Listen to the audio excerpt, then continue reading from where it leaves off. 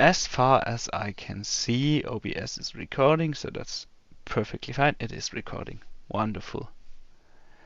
Hello, guys. Yeah, what do we do today?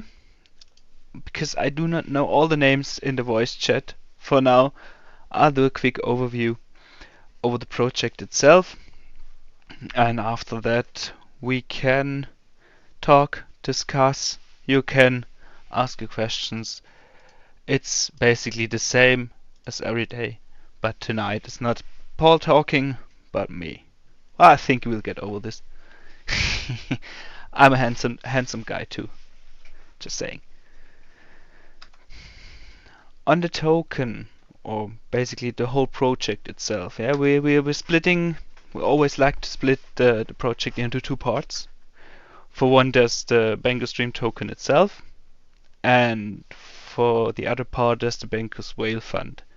I'll go in detail on both of these because both of these they don't need explanation, but it's better to explain them separated. So for the token, it's a classic reflection token. Yeah, we have the buy and sell taxes, and for now it's 15%. 8% goes directly into the distribution of the rewards, of the dividends, we like to call it in here, because it sounds more bankerish. Yeah, after triggering a certain threshold, the dividends get paid out to the holders automatically. You don't have to claim them manually, it just appears in your wallet. Basically, if you have the BUSD contract added to your wallet. If you haven't, the tokens are still there, but you can't see them. If you have any problems with the distribution or with the buying, with the selling part, with the dividend part, just let us know. We are always here to help. 4% of the taxes go into our marketing wallet, and for now, because we honestly are not doing that much of marketing, because it would make no sense at the moment. Russia is going to war with Ukraine. Whole market is bleeding now. Marketing in a big spender habit would just be burning money, because no one actually sees like marketing video or a big Reddit post or something like this, because everyone is focused on the newspapers and not on the crypto markets, which makes totally sense. But for now, our marketing is basic, I would say, so most of the money is distributed to the fund, and I'll explain the fund later, no worries. 2% are added into a buyback and burn wallet. We're doing buybacks, we're doing burns, but we only announce them afterwards, because we don't want the buyback or the burn sniping. So we announce them when they happened, basically. And 1% of the taxes go into liquidity. Business as usual. So I skipped a slide there, but I don't want to miss out on this. This is basically what's the big thing behind the project. Buka, myself, so Paul and I, we know each other quite some years now. We met at bankers training in I don't know better word in English, in a local bank, which doesn't mean it's just a small bank, it's just for the region Germany we are in, the bank. Basically this. And it came clear pretty soon that we do like each other's way of thinking and that we can cooperate pretty good together. There was something called Bewerbertraining, to phrase it in German.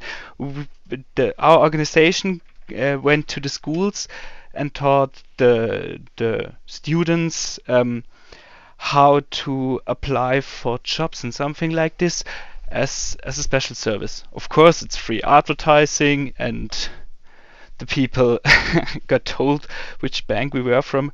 But we were a team in this project, and we had a whole lot of fun of it.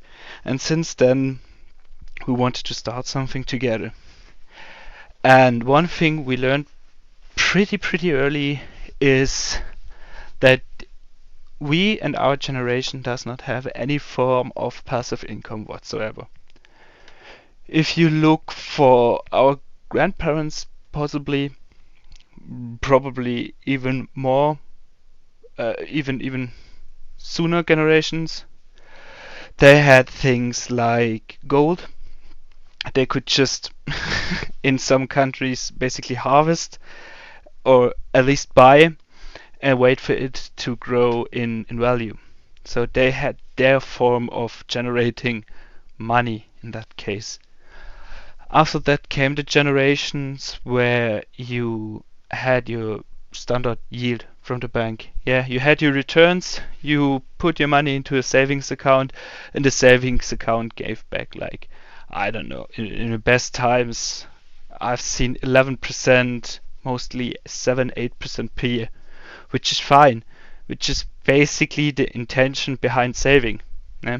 To bring your money to the bank, and the bank does stuff with it, and you get more money back.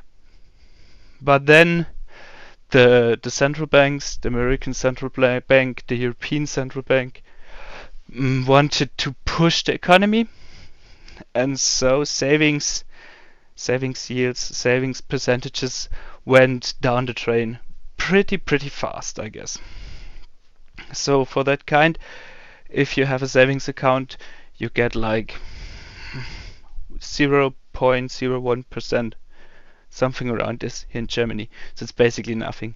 If you put $100,000 into your bank account, you could buy at the end of the year an ice cream cone, for example, or a good steak, something like this. But nothing really that makes you financially independent. So the generation after the savings account generation had the possibility to buy real estate. Yeah, you buy real estate, you pay it off, and after it's paid off, you generating a constant stream of income via the rent other people are paying. But then again, you all know what happened. We first had a real estate crisis, and after that, the prices for real estate just skyrocketed. Yeah. So basically, we can't afford new buildings. I'm speaking for the European region, in my case, but I guess it's nothing different in America. So this part of a passive income just isn't there for us. So now we thought long and hard, what can someone do that's in our generation, our age, probably older, probably younger, but what is there to have as an equivalent of the other generations? And after a while of thinking, we just came up that the basic idea of a reflection token came up. So we had a look into it.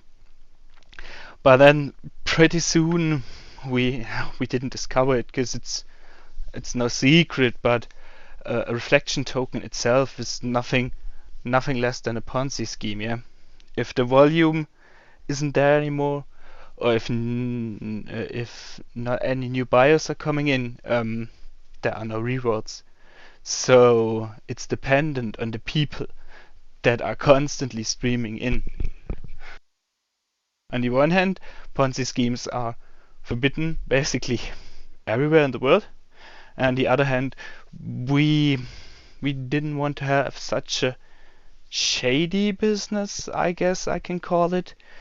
But we wanted to have something like this. Yeah, a token you can buy, and you get passive income all the time, repeatedly.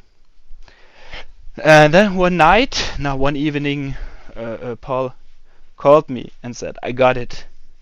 And I asked him, "What have you gotten? What do you?" Oh God, grammar is not my most liked thing in school. But I basically asked him what his idea was, and then he said, "We'll call it BanerksDream, because I'm a banker and I found it in a dream." And I said, "Okay, he's crazy now." But then he told me, "What are we doing?" Oh, day in and day out in our jobs? Well, basically, we are educating people on how to invest money. And the only way to invest money in our time is via stocks, via index funds, via ETFs. And so he asked me, what do you think on the idea to basically do an investment fund for crypto? And I told him, that's bullshit. Because we both are more the kind of value investors and less the kind of day traders. Yeah, we do think on the whole topic that a stock bought cheap and hold until it's expensive is the better investment than trying to pass some happenings or some quarterly reports or something like this. Yeah, basically the Warren Buffett way. Yeah, look at the company. If it's cheaper than its own worth, buy it. If it's more expensive than its own worth, sell it.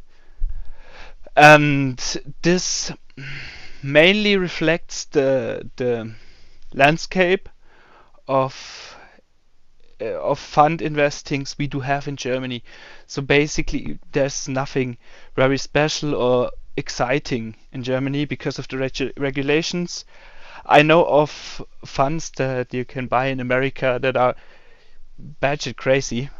I like them personally because I like the idea, but you do not find this in Europe because Europe is rather conservative on this.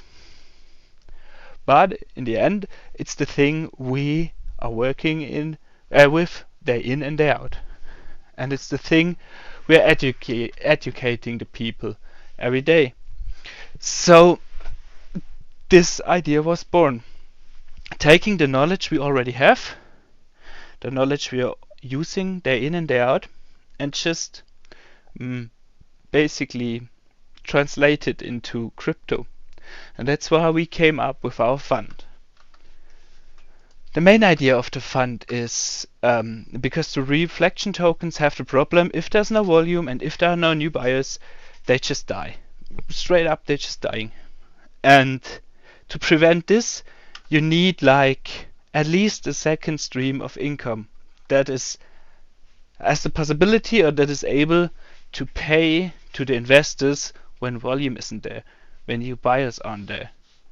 So we came up with the idea, okay, this second stream of income, this most important thing in a reflection token, the thing that makes the reflection token no reflection token but an investment, our idea was a fund. And the strategy is pretty basic. I explained it earlier today.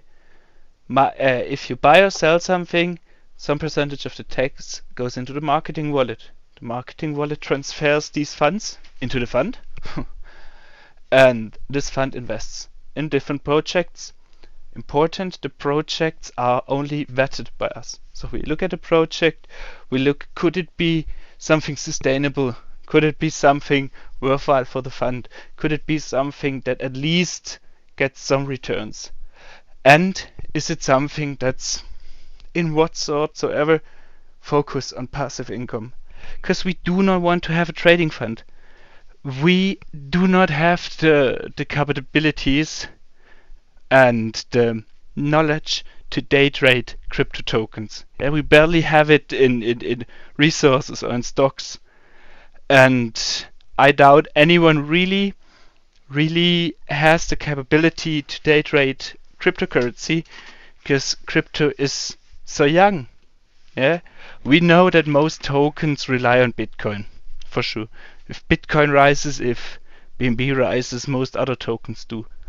If Bitcoin falls, most other tokens do. Yeah, there are some things you can take care of, but still that's not enough to day trade it. So we want to long-term invest. For a token to make some gains on a long-term invest, it has to provide some kind of utility, because otherwise it would just be a dead investment, not bringing in no money, not raising in in worth, why should we invest in something like this? And we do not, so basically the NFTs and the meme tokens and whatsoever, yeah, they are just they have a social part that's driving the price. But if the social part isn't there anymore, the price plummets again. So this is nothing. This is something that can work for sure, but this is nothing you can plan with. And we really try to find investments we can plan with. So to come back to the presentation, the fund invests in the investments. These investments generate some returns, and these returns will get redistributed to the holders. Basically, we are not dependent on volume anymore. The fund is some sort of, yes, but as we will see later, it's different to just having one token. So we are able to be volume independent, to be price independent, and to be, yeah, project independent, so to say.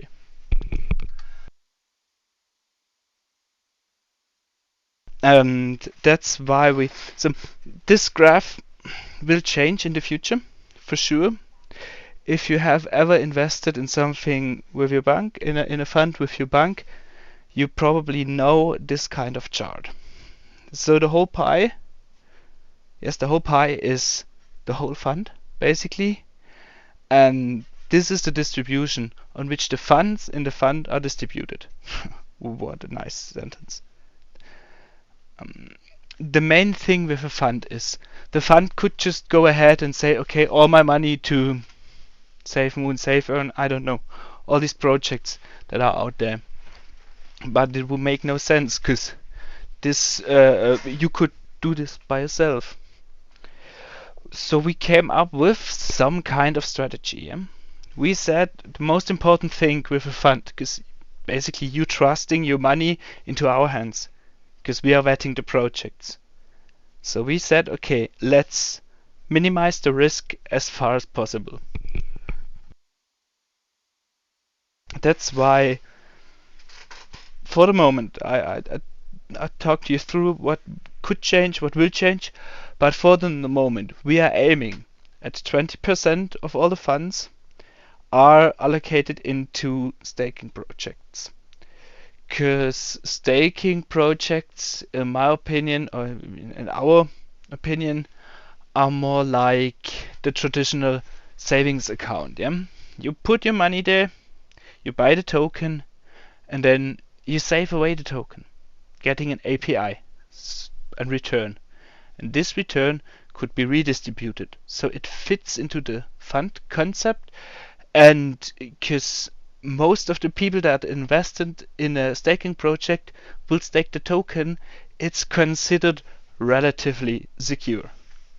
So the baseline of our fund is this staking tokens, to have some sort of security in there. Then 30% get allocated to reward tokens. We are keen on reward projects that provide utility. Just rewards, as I said before, aren't enough. So we're looking is this token distributing rewards? Yes. Okay. What other utilities can this token provide to become a meaningful project? If there are any, we're looking further into it. If there are none, it gets ruled out. 30% allocation, because this is, let's say, medium risk potential. It could go down, it could go up, all fine, but at least as long as there is volume, the token itself is reasonably safe. Yeah, because that's the thing we're looking for.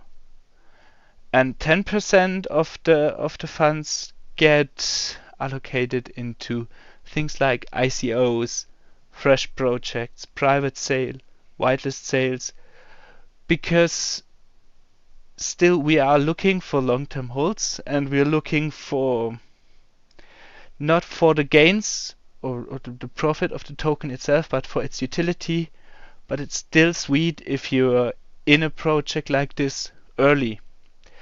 That's why we only want 10% of all the volume of the all the and the money in the fund into ICOs, because we could always lose this.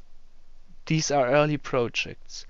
And if we would put 50% into ICOs, it would be a high risk fund. That could work. But for a basic fund, this won't work, because there's too much risk capital. So we're keeping it a small position, but we don't want to miss out on it. That's why we still have it in here. And days like today are the best example for the cash position. Even though the markets will continue to bleed a little bit, because the happenings in Ukraine are not stable for now. We are waiting for the deepest bit of the dip, but this cash position is basically money lying around.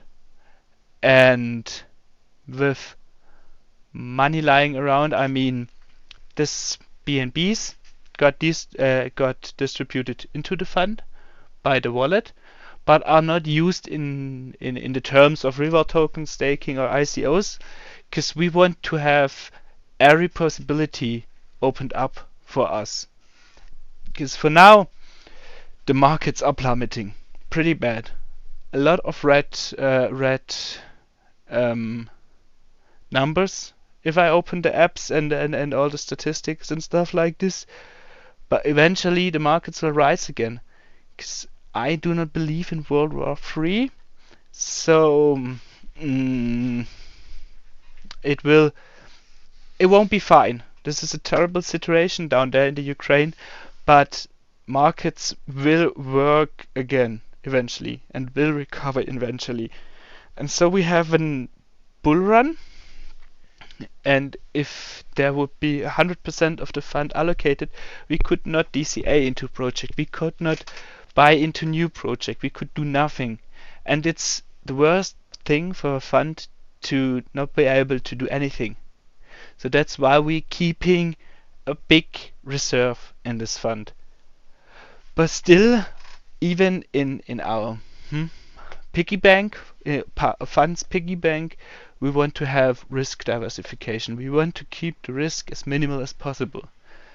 There is, and I know it's highly unlikely, but there could be the problem that one blockchain stops to work. I don't know, Bitcoin doesn't work, and it just doesn't work anymore. I don't have a possibility why, but it could happen. So if all our funds would be in Bitcoin, we would basically have $0 from one day to the other. Same could happen with BNB or with ETH. So that's why our cash reserve is split into different blockchains. So we don't eliminate the risk, but we minimize the risk of the blockchain risk, basically. So still there, we have a sort of risk management. We're not a big investment fund with hundreds of employees doing risk analysis day in and day out for 8 hours. Yeah, but for the things that are possible for us in the team, we essentially took the most effort someone can do to minimize risk. And I think that's kind of an USP for the Bankers Whale fund, because I know other projects do have funds, but they do not look at utility, or they do not look at long-term sustainability, or they just aren't looking for risk diversification. And because we are from the field, we are from the bank, yeah, or from the financial sector, we do all these things. And I really think this is the most important USP here. We do know what we're talking about. I can't code, and I can't code in Solidity, no way. But I know how a fund should run, or how a dividend should look like. And that's the point here.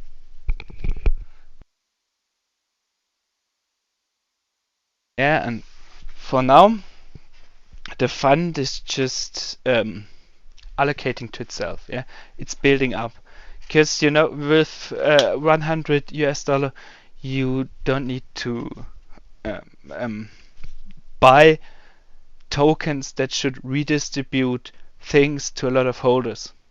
So you need punching pressure. Yeah, you need buying pressure. You need to have a volume or an amount of BNB that says, okay, I can invest now, I can be a whale, I can come in big time. And that's why we're building up the fund, allocating to itself. But there will be one day when we say, okay, now we start distribution to the holders. And then basically we have 5 tokens, and through staking and reflections and ICO winnings and all this stuff, there will be the best example is in our fund are BanerksDream tokens, and the BanerksDream tokens distribute a dividend in BUSD. So the fund has BUSD in it and BanerksDream tokens. We won't distribute the BanerksDream tokens to you because we would have to sell it, and but we want to stay in the project long term. So we take the BUSD and distribute it to you. And of all the BUSD that are summed up in the fund, we're taking 75% to distribute to you guys, and 25% of the earnings go into marketing and charity. Because we like to give back not only to you guys, but also to people that are not able to invest in crypto or don't have the money for a savings account, or just have some money but do projects that help other people that have no money. Some things like this. Because you have to look at it this way. The time when we distribute money out of the fund that makes you probably rich, probably wealthy, or just gives you a second income, a smaller second income, even that would be enough for basically a BNB token. Yeah, even if it gives you a small second income, this would be huge, because you're not working for it. Yeah, you let your money work. But if we all get rich in here, we will do so much for charity, only because of like 1/4 goes to charity, and that's the thing. We are keen on holding everything kinda automatically. Yeah, Muka and I and Simply and Moneyben/Staffers have a lot of work to do with vetting and with constantly looking for new ways of marketing and something like this. But in the end, it's smart contract, and smart contracts always mean automation to a different degree. We don't have to distribute to you guys because the smart contract does it.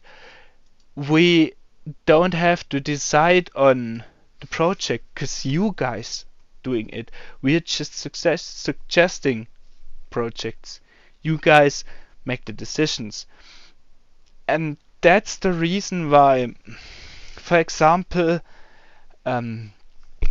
Royal Shell, yeah, the head company of Shell gas stations, they distribute like, I don't know, $2 per share on dividends, which is huge for a dividend stock, because I don't know, Allianz is paying out, I guess, 90 cent.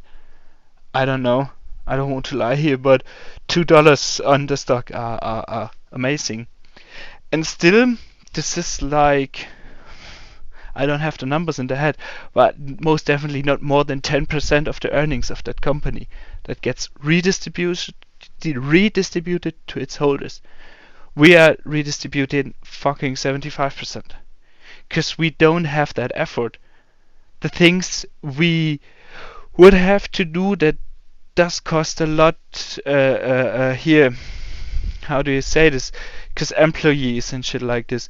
The Royal Shell company has a whole department just for the stocks, and they're just distributing the stocks, nothing more. So we are able to distribute not 10% but 75%, and that's the important thing to look at. Because if you'd ever ask why invest in BanerksDream fund and not in a conventional bank fund, we cheap, meaning we, because Paul and myself and Simplify and all of them, in the end we're just holders, the same as you are. We do have a little bit of extra work here because we do the vetting and stuff, but we only earn money if you guys earn money, and that's why we're keen on earning a lot of money. You know what I mean? And on top of that, we don't have the same costs as a big company has. We are, in a parentheses, just a token that does the same work as a big investment fund firm, and that's a big plus for us, I guess. No, I don't guess that. I know that, because I can see that on the daily dividends. Almost, I guess we are at daily at the moment from in terms of volume, and I can see that in the community engagement.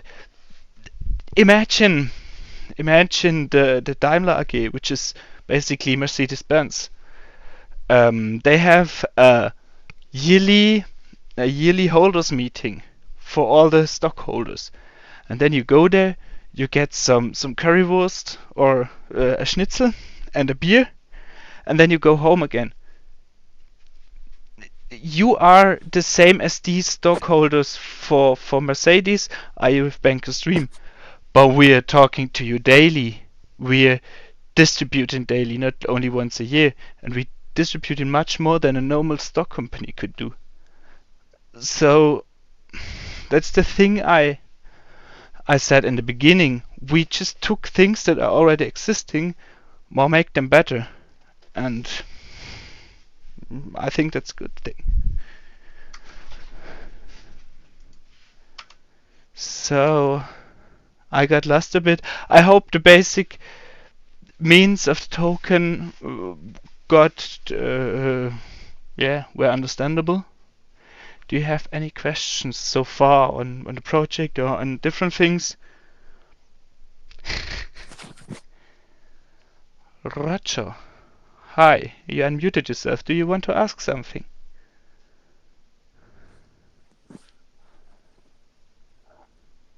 I guess not. Well, sorry. Oh, fine, all good. I just thought probably you want to ask something. If you want to ask something, you can unmute yourself, or raise your hand, or write it in the chat. It's all fine. I'm all happy with it. But what we could do is essentially just take a look. Kiss.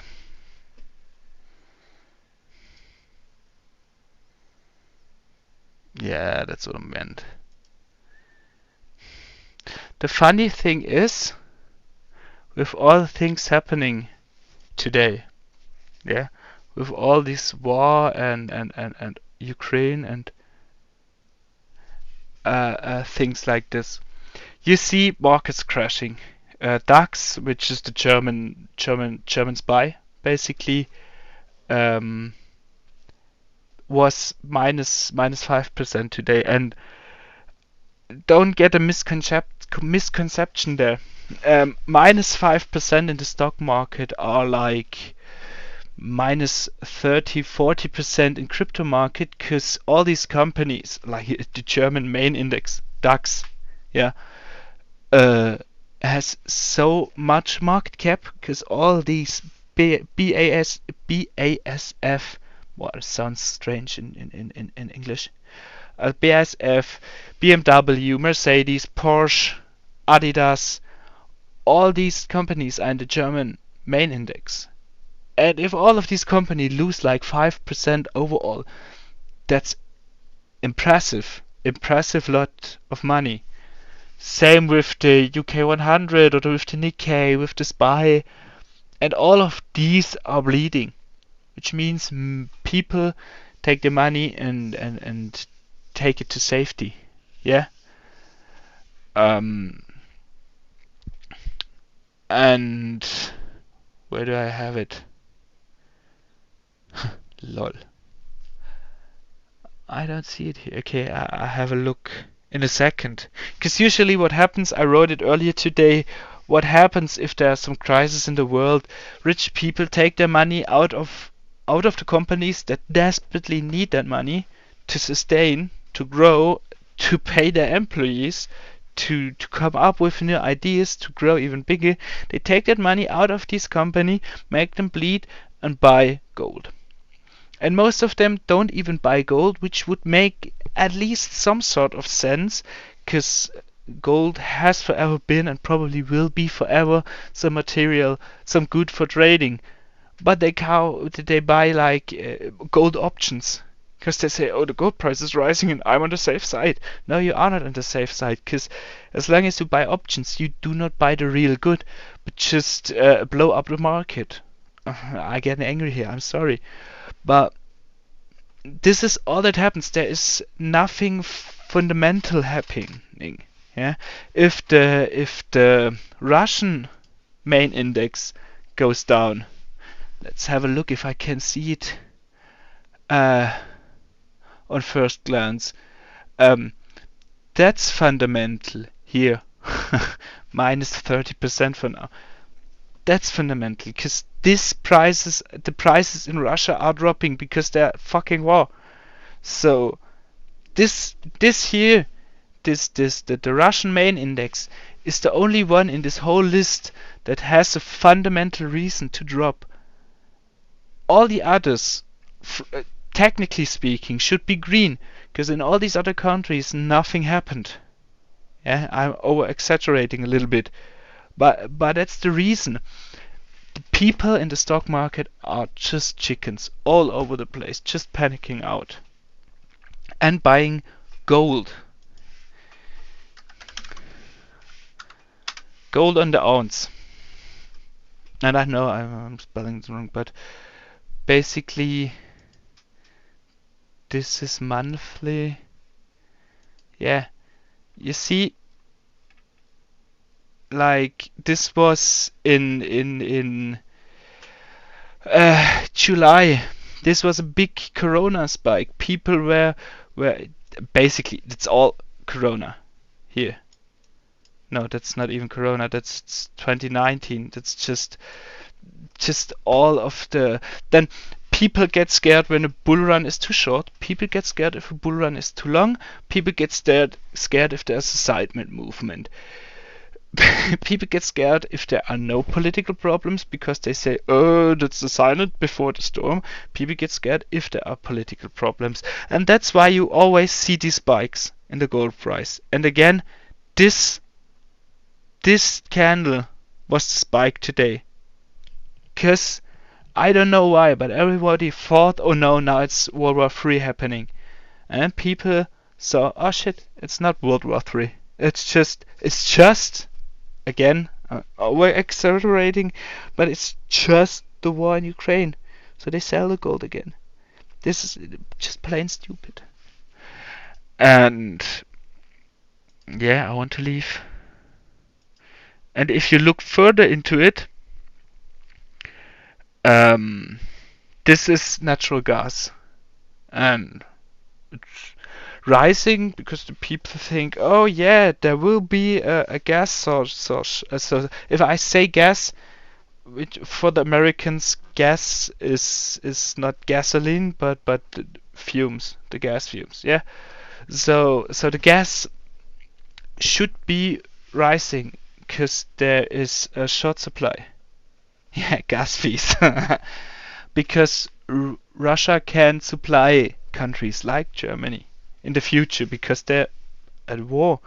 So what people are thinking is, oh, so the gasoline, yes, the oil price will rise because the people, if they can't use gas, they certainly need to use oil. So here again we have a price plus 7% in gas in normal gasoline futures. And then again, it's futures, so the people don't even buy the gas itself or the oil itself, but just the potential to buy it in some day in the future, which basically is a future. So this is just ridiculous. And in this kind of market, with a space or an ecosystem just full of these rotten people that are just doing things that are not logical. They're just doing things that are things that repeat itself day after day after day. And we want to get rid of these markets. That's why we choose cryptocurrency. As I said it before, I can't use euro everywhere in the world. I can't even use euro in every country here on the European continent, because like Swiss has a different currency, Great Britain has a different currency, so I'm restricted by my choice of currency that I can't even choose because I'm born into it.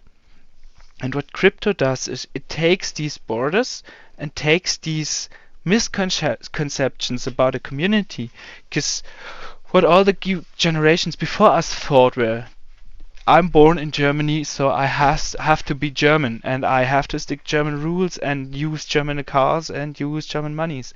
No, that's not it. We basically, generation appears as one big community.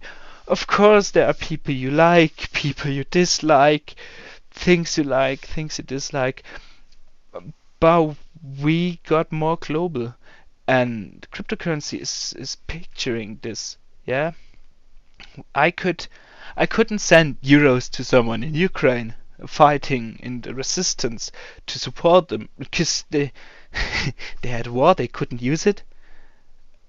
First hand, because zero, and secondly, because all the banks are closed and stuff. But if these people organizing themselves down there use the cryptocurrency, as long as there's an internet connection, a web connection, they can exchange goods in form of a currency. And if I'm here, let's say I'm a wealthy guy from Texas, and I like that the Hong Kong people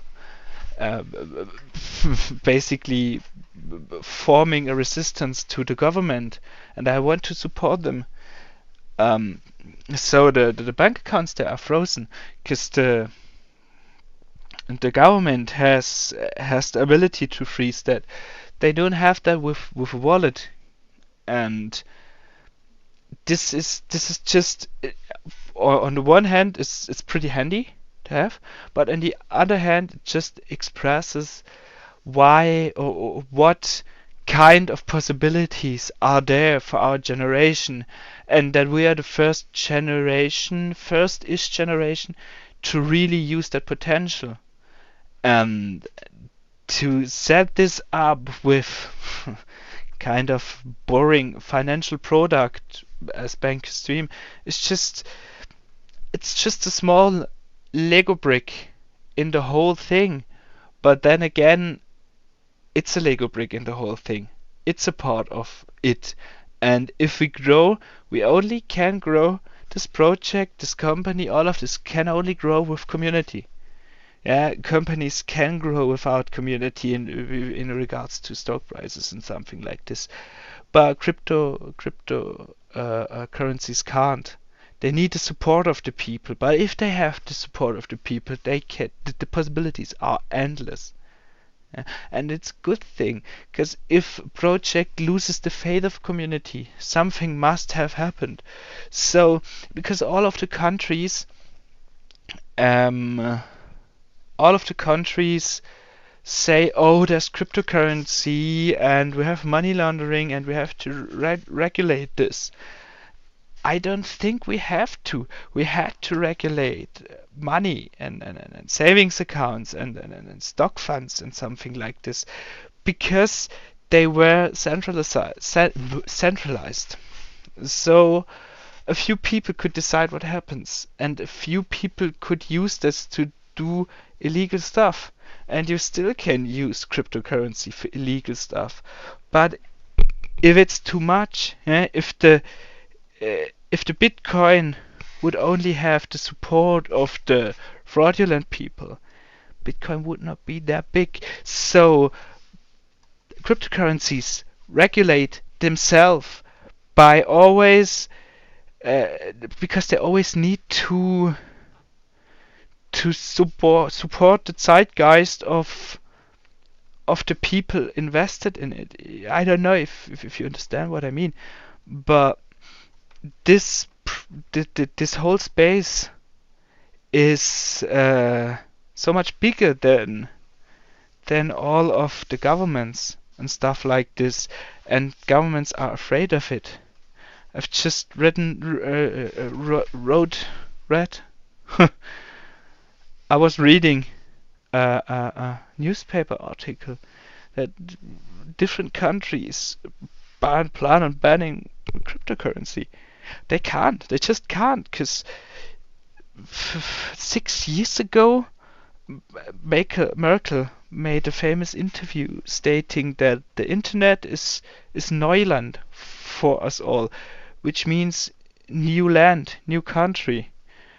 And this was 6 years ago. And if the Chancellor of Germany says, I don't know the internet yet, 6 years ago, you know how far behind governments are in regards to the whole crypto space, web space, in comparison to us. So there won't be possible to... They could make this illegal, yes, but we know the workarounds around illegal. Ask Stavros how he buys his BNB. Because South Africa is key for bidding, for outruling them, and he still is able to buy them. So that's the reason why we chose cryptocurrency, and that's the reason why even in bad times like this we are 110% committed, because it's the future. And I don't even know why I ranted that hard at the moment. I think I need to pick up another sports again to get my stress level down. But yeah, basically that's it for now. Do you guys have any impressions, any questions? I see a buy. That's juicy buy. Much thanks. Ich danke Ihnen. Thank you very much. Any questions so far? Something you want to talk about?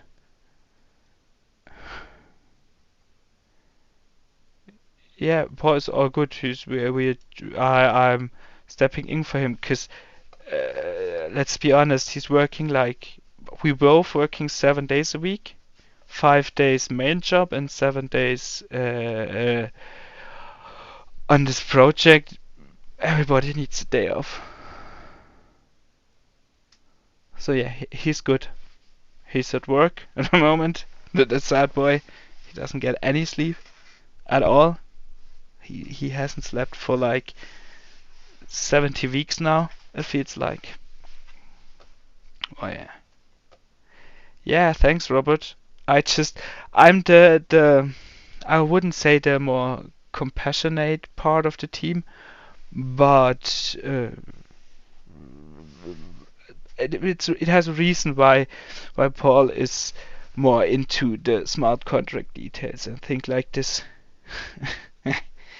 Because if I start to talk about it, I get compassionate, so I just take the part of the business side. Because compassion sometimes helps there, and the other way around just gets me down sometimes when I'm getting too compassionate or too angry at stuff, or sometimes even too happy. And we add up to each other, and that's the beautiful thing. And then throw in the rest of the team. Everybody is doing a great job there. Everyone just grow into the position. Yeah, we didn't force positions, we didn't assign positions. The people that are in these positions are grew into it, and I think you can feel the difference.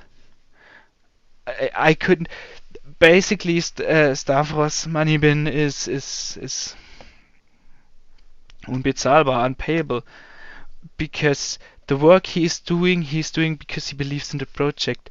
I could. There's not enough money in the world to pay a paid mod to do the same things like he does, and all the other and all the other guys in the mod team. They're just passionate about the work, and you can tell because they do a better work than anybody you could pay, for real. And that's the difference. You're welcome. Did you just add yourself? No. I'm confused. Really confused now. Doesn't matter. The real Hey stuff AJ, how was. you? Hey, hi. How are you? Haven't heard you in Fine. a while. Can you? Can you, my mate? Yeah, I'm so listening you to are listening to Stavros. listening. Yes, I'm Stavros. I'm Moneybin and Stavros in one. You basically Yeah, rebranding by keeping your old brand because you like it too much. yeah, exactly. I'm having a hard time letting go of Moneybin. Yeah.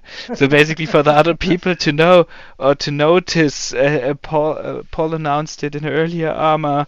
The money bin is now an official team member, but I can't put Ye- money bin on a web page on a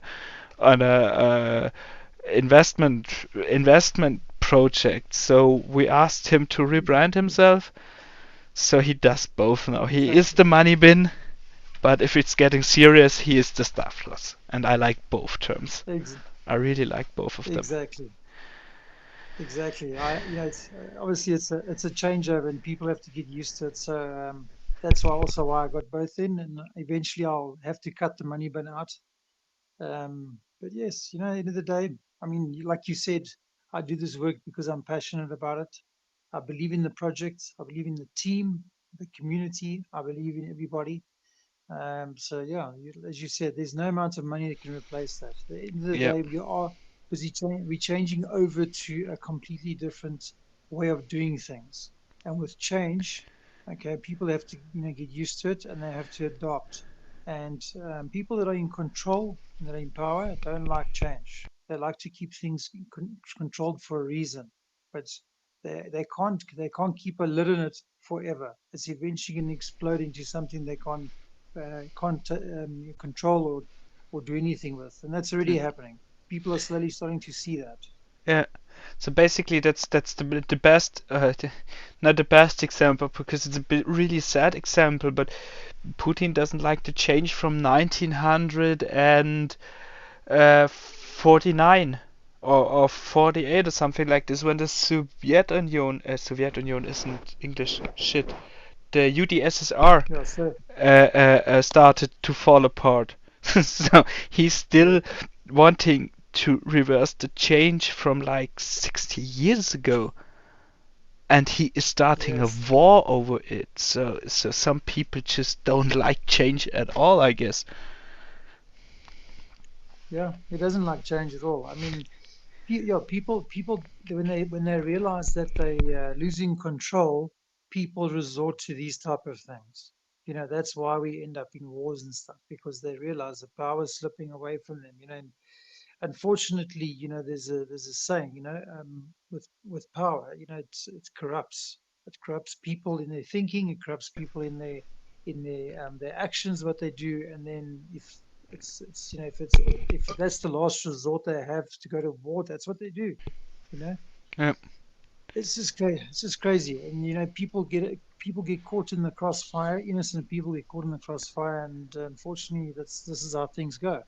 But that's the no, worst no, thing, that these people, they may have the disputes and they may that they are allowed to cry over all the times, yes, but then again, why send other people's. Yeah, if the Putin and I can't pronounce the name, the Ukrainian guy would have a clash together, just let fight them. You know what I mean? Don't let Yes. 100,000, Yeah. 200,000 people die.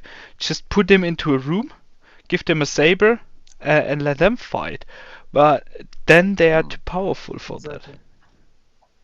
Exactly. I mean, it's, other people always fight other people, or people in power's wars.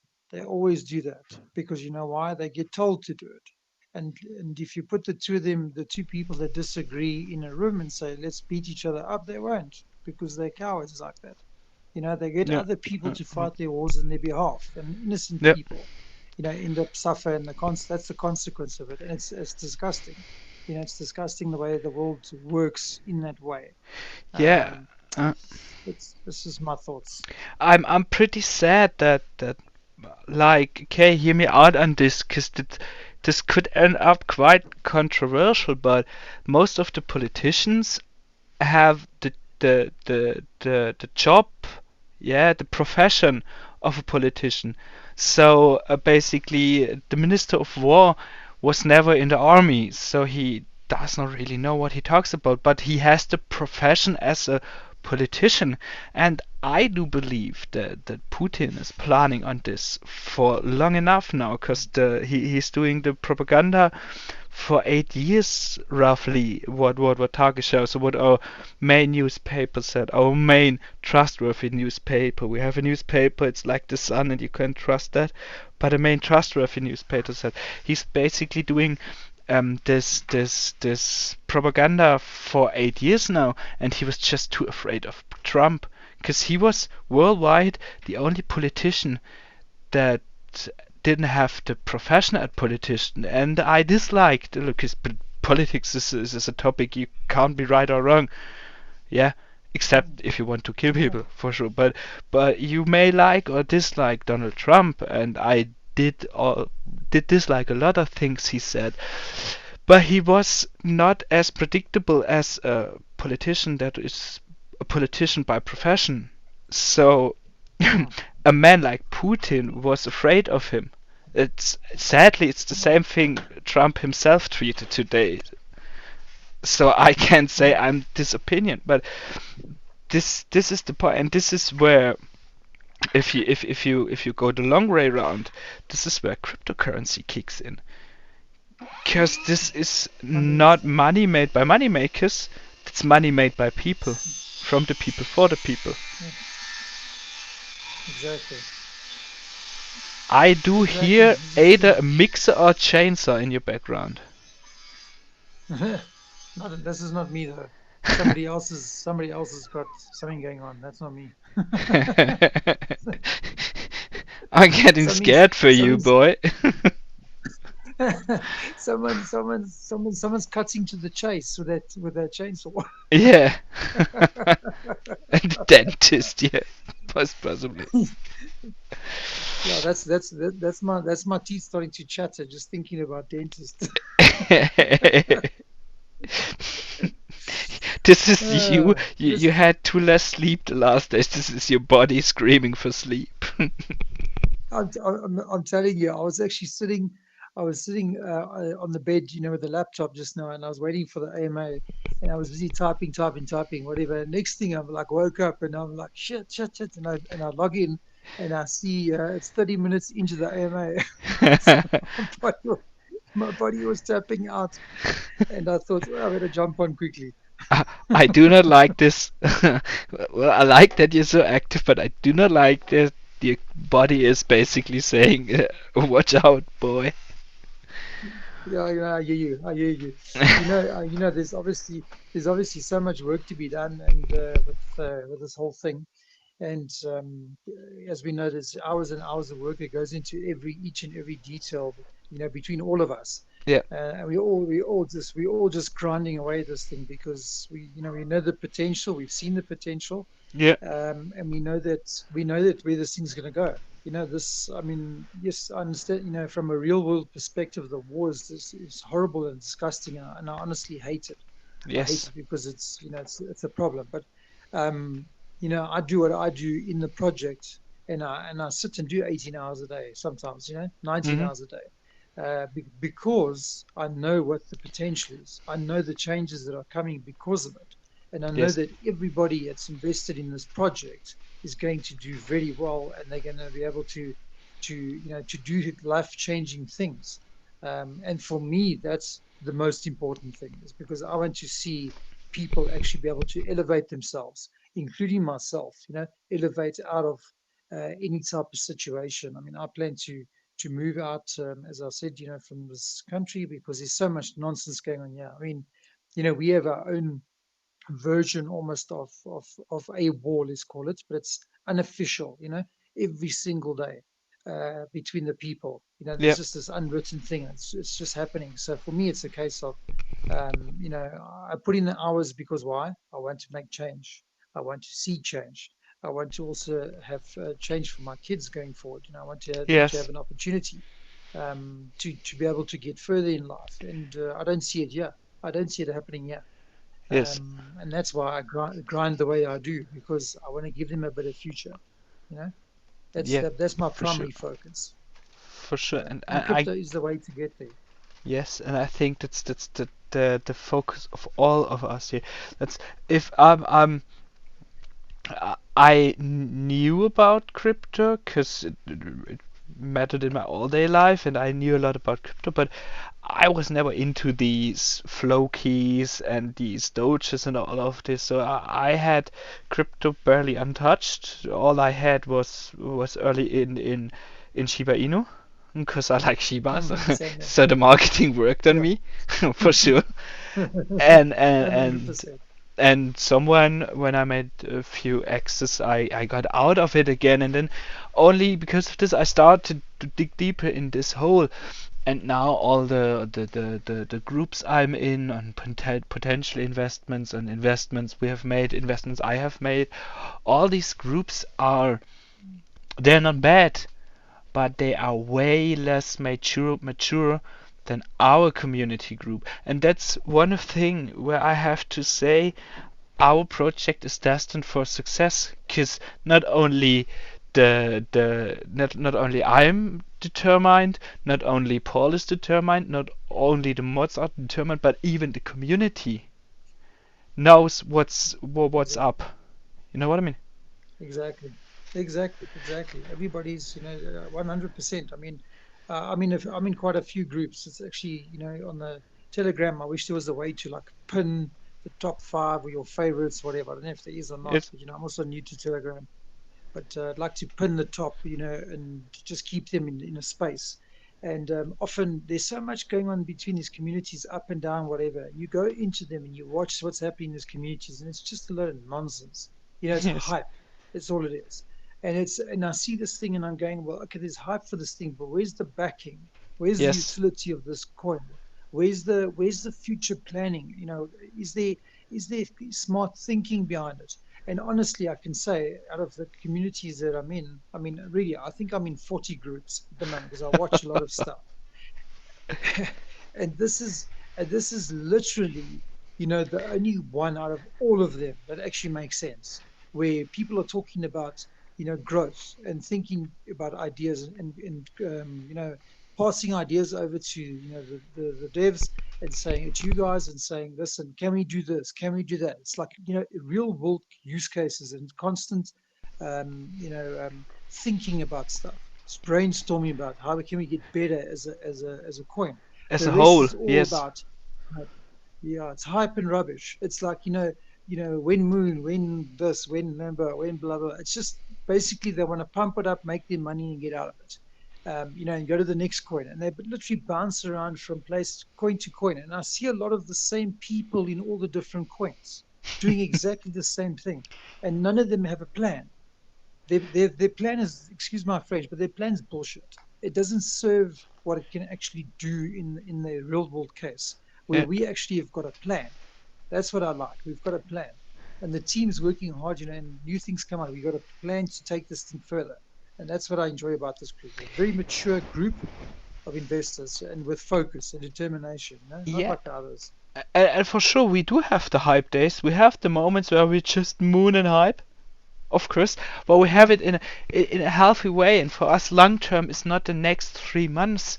For us, long term is the next 3 years.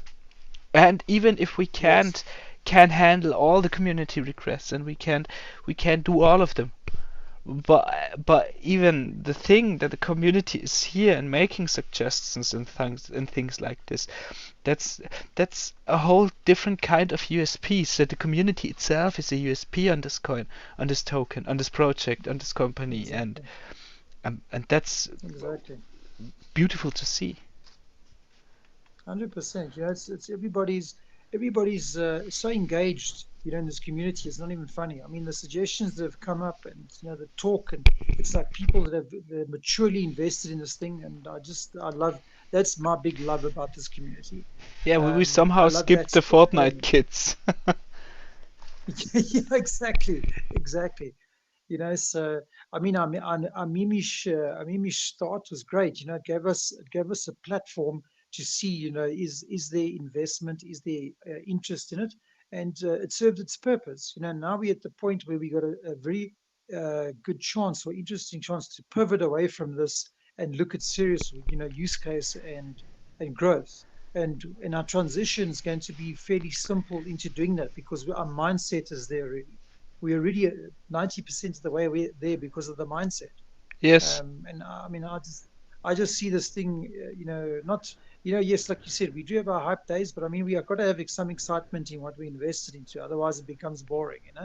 yeah, Um, but we have to have that mix. But the smart thing is, at the end of the day, is we're planning for big change and big utility and big sort of evolution out of where we were. So that gave us a start, which is great. yes, But now we're looking at good things, and that's what I like. yeah, for sure. And this is where growth happens, because of course, growth of marketing, growth of liquidity, growth of the value of the token itself, this is some kind of growth. But most projects are doing only that kind of growing, and we stepped up the game, and now it's time to grow for us, because we're now the project is not a teenager anymore. It's getting um, an adult. That's why the Yeah, logo changes. That's why some things change. But still, the inside stays the same, and that's the important thing. You know? exactly. The core of the team, the core of the team, and the core logic behind it is staying the same. And Yeah. the expansion comes down to areas, because we're investigating areas and say, can we go into this area? Can we go into that area? What type of value? It all comes down to how much value can we add per section of the project or the business. So I shouldn't say project, but Yeah. we started off as a project. We're Yeah. evolving into a business. So we have got these different divisions and different use cases of the business, and it'll eventually turn into departments. Let's see, if you can compare it to a normal business, it'll be a department, of this, a department of DAO, a department of, what you call it, into the metaverse, a department of this. It's just the expansion capability is so huge in this project, and also because we have the mentality we do, we'll pick the best ones. We pick the best ones, and then the ones that are thoughts, we still keep working on them, and we evolve them till they become a valuable area, and Yes. we take them, and from there we can move forward. Um, and that's what I like as well. We're not pigeonholed. A lot of them are pigeonholed. They've got a lifespan, and eventually they will die off. This is Yep. not going to die Yep. off. This is going to constantly evolve. Because memes only go to a point. After that, what else can you do with it? You get to a stop where you can't do anything further with the coin, and eventually, slowly, it's going to die. Yeah. If you can't evolve, I see the projects that don't evolve, they just end up dying. And we've got a think tank going on constantly behind the scenes. What can we add to this? How can we change it? Where can we grow bigger? Can we investigate this area? Is it worthwhile? Yes or no? And that's what impresses me, is we constantly looking at that.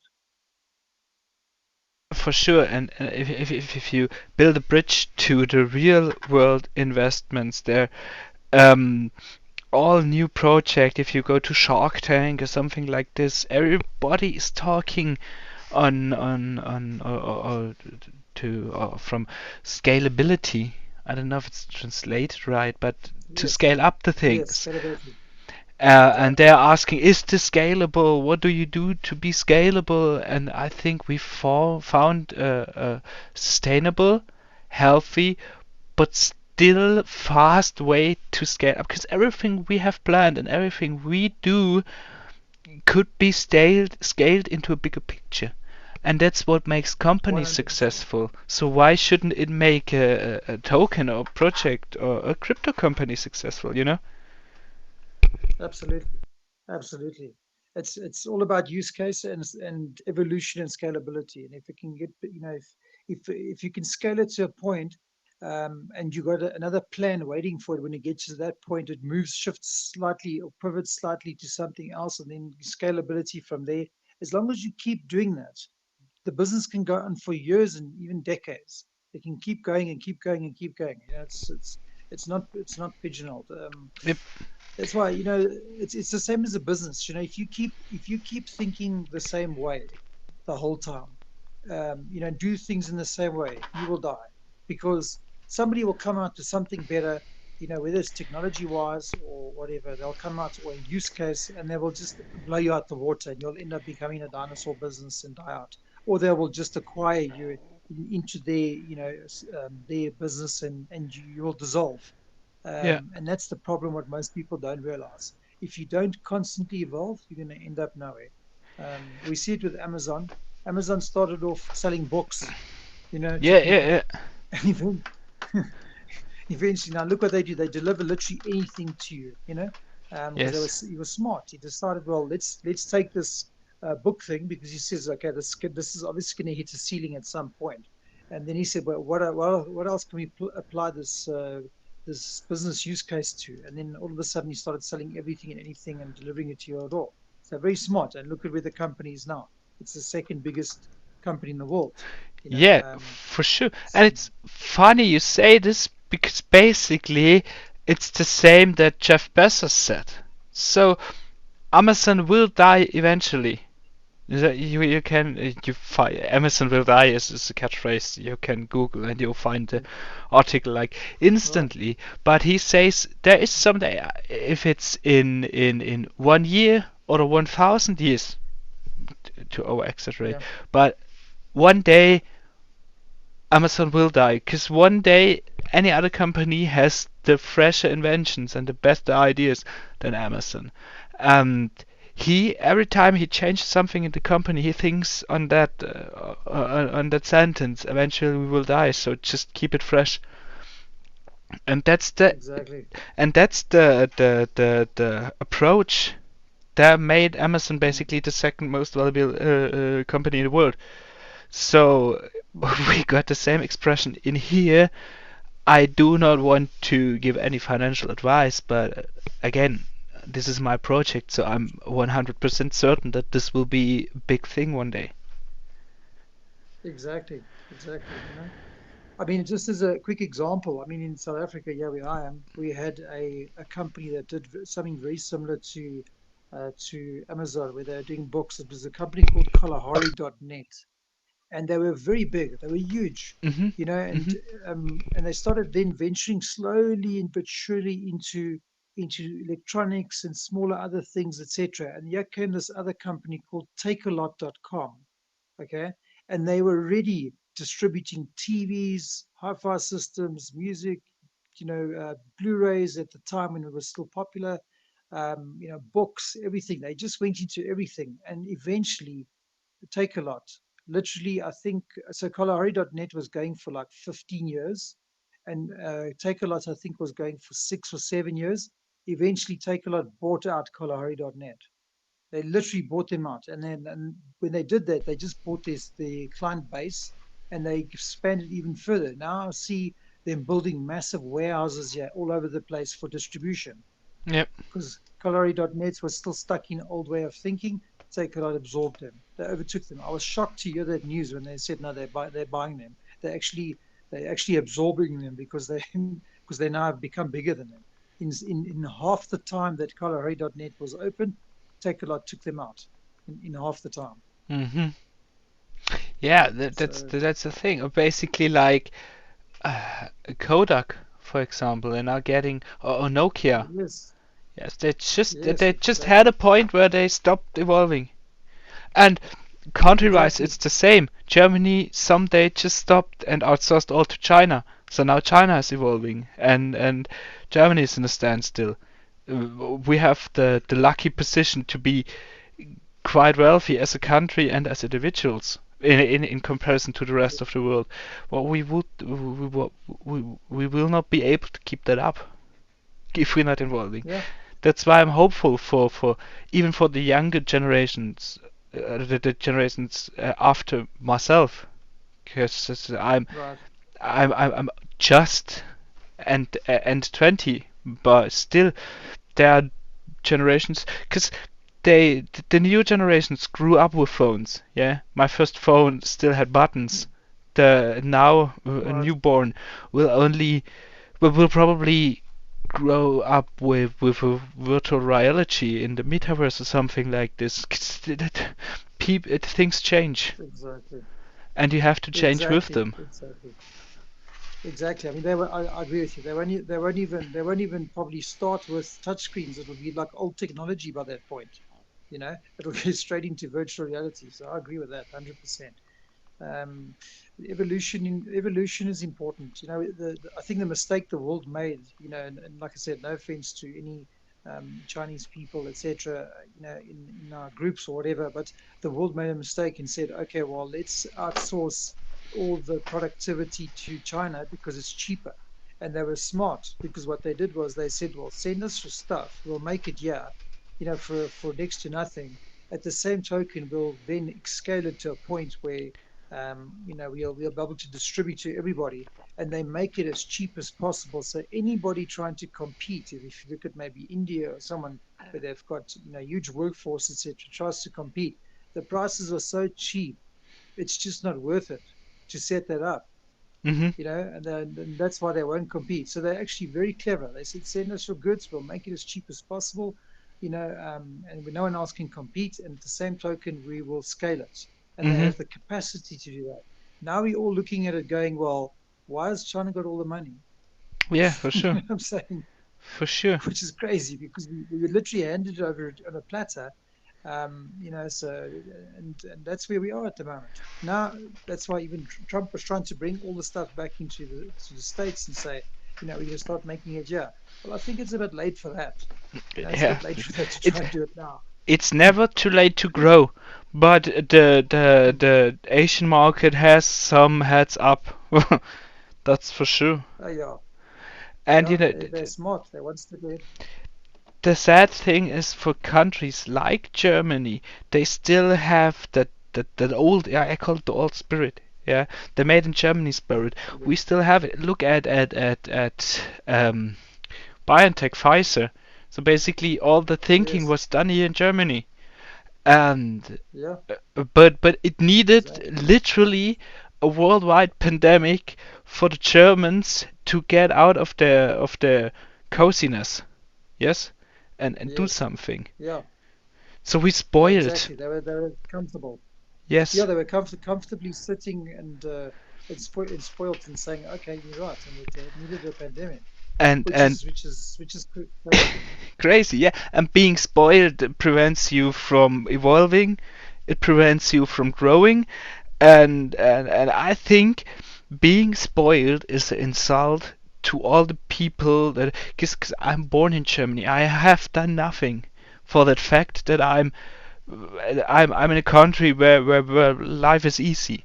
So if I'm Yeah, spoiled, I'm insulting everybody that does not have this privilege. And therefore, exactly. and that's the thing that makes me kinda angry, because if we would use combined forces, because on the one hand I have this honored Microsoft guy, help me out with this. Yes, Bill Gates. Bill Bill Gates. Gates, yes.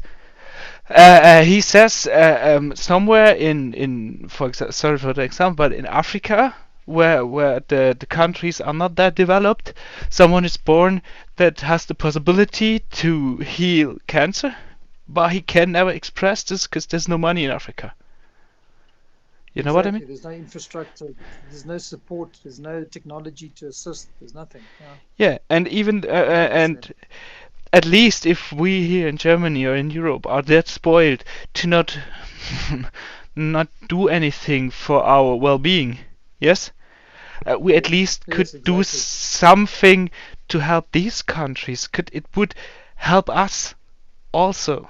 You know what I mean? Yeah, people get complacent. They get complacent and they get comfortable in what's going on and they just take it for granted. And Yeah, they don't decide, okay, listen, let's fix this because you know what? It doesn't affect them at that time. So the priority level of, jumping in and making change is no, very low. That's where it comes down to. Where in a developing country, like for example, let's take Africa and talk about AIDS, for example. yes, There was a real problem where they needed to sort it out, and they've got people working tirelessly to try and figure out a solution to the problem. But yeah, because let's say it's mainly in Africa where there's very little technology, there's lots of thinkers there, yeah, but they are restricted in actually using technology to achieve the goal. And at the same token, you've got people in other parts of the world that don't have that problem. They're not exposed to that. So what do they end up doing? They just focus on other things because it's not a priority. But now, because there's a priority, they get involved, just like the pandemic, because they're forced to get involved. And they're saying, well, we have to sort this out. Otherwise, our nation could be extinct, yeah, in a short space of time if we don't solve it. So it's also a very sad way to force people into let's work, excuse the French, but let's say yeah, kick people under the butts and light a fire under their bums for them to say, yeah, okay, we need to get involved now. yeah, But yeah, it's just really sad. We've unfortunately become complacent as a society, and just things are just too, it's too much of a hassle to get involved with things unless your physical well-being or your country's well-being has become threatened, yeah, and yeah. your survival has become threatened. Then people go, oh, we better get involved, Yeah, and and that's then what's happened with out us. of out of a sudden it just it works. 'Cause, the same effort 5 years prior we wouldn't have a pandemic fix. But yeah, that's the problem. And that's why Paul and myself are pushing so hard on incorporation of the token and of the project BanerksDream as it is at the moment. Because we could just take like the 200 300,000 euros and register as a traditional fund. That would be Yeah, basically it would be the easier way for us if we want to have a token fund, if we want to have a crypto fund. But then again, right. only the wealthy countries could invest in it. We're pushing on this project to stay on the blockchain because it opens up the possibilities for all people, not just for the wealthies. Exactly. And I think most people on first world countries like USA, Canada, France, Germany, they don't see that part of the project where we well yeah try to change the world, and for now just in a little bit, because we have Right. like a 3 million market cap. We can rule the world with it. But we want to make it possible for everybody, helping everybody to take the things into their own hands if they get restricted by technology. Because as an African or as a Chinese people, you are you are technically not allowed to invest in a German fund, and that's Yeah. why we don't want to just make a fund. That's why we want to make a project, Right. and that's the whole thing. And that's why it's Yeah, they so restrict us. so yeah, and that's why it's so difficult, because our the European Union is a union, yes, but it's not laid out Yes. to be for the whole world. They just Yeah. are too closed-minded. Even if it's a great idea with the Schengen realm and all of this stuff, that I can travel from France to Sweden without a passport. That's a great idea. That was a great start, but they stopped there, and that's the problem. 100%. 100%. It's yeah, it's definitely. I mean, if you look at this, there's a lot of people, a lot of countries in Africa where, the people don't even have a bank account. I see it with the people. We've got a lot of Zimbabweans that come here, and Mhm. Zambians and Malawians, and Nigerians. They come here to work, and a lot of those countries they don't have banks where they can actually send money from here to their families. They come here to work because there's opportunity.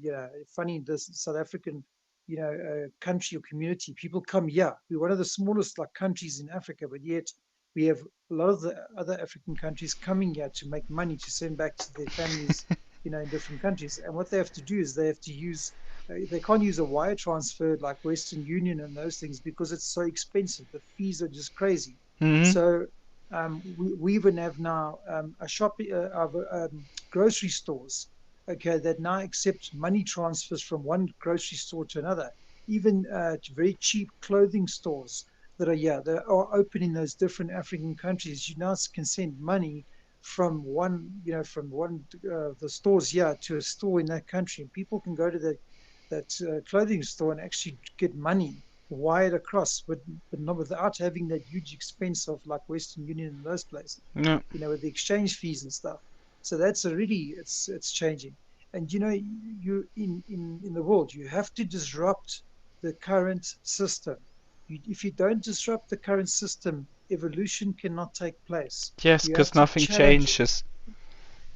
Exactly. You've got to challenge it. If you don't challenge it, it'll be dormant. It'll be stuck. And conventionally, that's why the way you're talking about being passionate and stuff. I'm the same. I'm the same because I see the world is sick at the moment. I see the world is having, besides the coronavirus, besides that, the world is sick in the way they're thinking, Yep. and there's no cure. There's no cure. There needs to be a cure because we can't continue the way we're going at the moment. We are literally heading towards a disaster if we don't. This is just my opinion. We're heading towards a major disaster. All these people that are so smart in the financial world, in all different countries, etc. Why is the world in poverty? Why is the world starving? Why is the world, sick that can't be able to, have proper health care? I mean, even in our country, you need a huge amount of money every month if you want to be able to get proper hospital care. Mhm. Otherwise, you get the very basic of care and you still suffer for whatever period. It's just crazy. I don't understand it. And people are putting profit over, over promise, profit over ethics the Yes. whole time. They want to make so much money and they don't care about what happens to everybody else. The And that's what I have a problem with personally. Yeah, the bad thing on this, if you put ethic over money, you do even make so much more money, but on the long term. Yeah, Because if everybody yeah, is getting helped, everybody collectively gets wealthier, not richer. I don't mean the money itself, but they get a better standard of exactly, living. And so the other way exactly. around, living itself gets better. But if you only think short term and you put money over ethics, a few people get Yeah, happy and a lot people get unhappy. And 100%. that's not the way to get it. This is yeah, you can discuss over fairness or something like this, but I Mm, just don't think it's the right way. And sorry to interrupt you there, exactly. Stavros. No problem. But No problem. No, one no. Go ahead. asked, one person asked on in oh, right, I have to reset my brain. You have to switch over to English. Yes. From gibberish to English again. Someone asked It's okay. how It's the incorporation is coming incorporation. along, and Yes. yeah, basically we're still in talks because again, this this incorporation things, there is no such company ever per period here in Germany, in the Dachregion, also in the Deutschland, Österreich, Schweiz, Germany, Austria, and Swiss. The German speaking countries are Right. economically often looked at as the same. There is no Right. such kind of a company we're planning on, period. So everything we do as a first, and that's why it's taking so long. because everything, Right. literally everything has to get sorted out, from taxes over incorporation status, over what form of company we will become, over how is it regulated, is it even possible to have to keep the decentralized approach we definitely want to keep. Yeah, this is a rather un a rather centralized decentralized project, because a lot of things at the moment are done over the devs, over the community, but still the approach itself that everybody can partake is still decentralized. And these are all things that do not exist in Germany. Germans love their rules, and you can't rule cryptocurrency because no one has thought of it. Well, We're in the working. exactly. I can't Exactly. I can't tell you more than this because there is literally everything to sort out, and that's a lot of work. That's why we're just working on it. And Yeah, I guess exactly. we I mean, made this, some bigger steps now, but yeah, a yeah. lot of work, a lot So of figuring out, and a lot of money we have to spend here. exactly. And the thing is also we 9 weeks old. The project is 9 weeks old, and we've achieved a hell of a lot in 9 weeks. We've also Yes. seen the capability of this project. We've seen the possibilities in terms of our market cap going so high, coming down, settling, and then so we've tested the potential of the business by going as high as we did in the market cap. So because we're able to test it, we can test it again and again and again, and eventually Uh, settle higher. So every uh, time we go up, we settle, create a floor. Go up, settle, create a floor. And in the process of doing that, everything else is getting sorted out. All the technicals behind it, all the legalities behind it, all being sorted out. So um, you know, the legal system in most countries don't work as quick as the evolution of mhm. the tech companies. They don't. They're not working on the same speed, and this is where also bottlenecks will come into place. And people need to just realize and hang on, because we're 9 weeks old. We've had some major ups and major I wouldn't say Setbacks. problems, but Yes. yeah, I'd say yeah, exactly. Some major challenges, and we're overcoming them as quick as we humanly possible. We are overcoming that, and we will get to where we need to go. We will get the solution sorted out. It's just that time is nobody's friend ever. Everything always takes time, and we as human beings are very impatient. We want things today, tomorrow. We don't want to wait a week, 2 weeks. Yeah. So it's just a bit of a it's a mindset shift for everybody, because you know, we technologically thinking ahead, and we at a good pace. From the legality standpoint and the way things work, they're not working at the same rate we are. They're playing catch up the whole time. So Yeah, the for sure. law is interesting. I see it. Sorry, I see it in this country as well. The law over here is so far behind. It's not even funny. Uh, When crypto came out here, um, the first thing they did is they heard about it, and it took. Unfortunately, South Africa. There was two young kids. I don't know if you heard about it. Made world news. Two young kids, I think 19 and 21. These guys started a crypto company, and eventually the pressure became too much, and they became too successful too quickly. yeah. And eventually, they were sitting with like billions of dollars of Bitcoin, and they decided to just cheat. They just up and left. There's a company called AfriCrypt, and these two young kids, they did that, and they made off with billions of dollars, according to everybody else, worth of Bitcoin. And they said no, it was millions. So they're still in talks now with. They fled the country, and they're in talks with attorneys to try and like clear their name and all sorts of crap. But anyway, um, so the point I'm trying to make is that we weren't ready for it.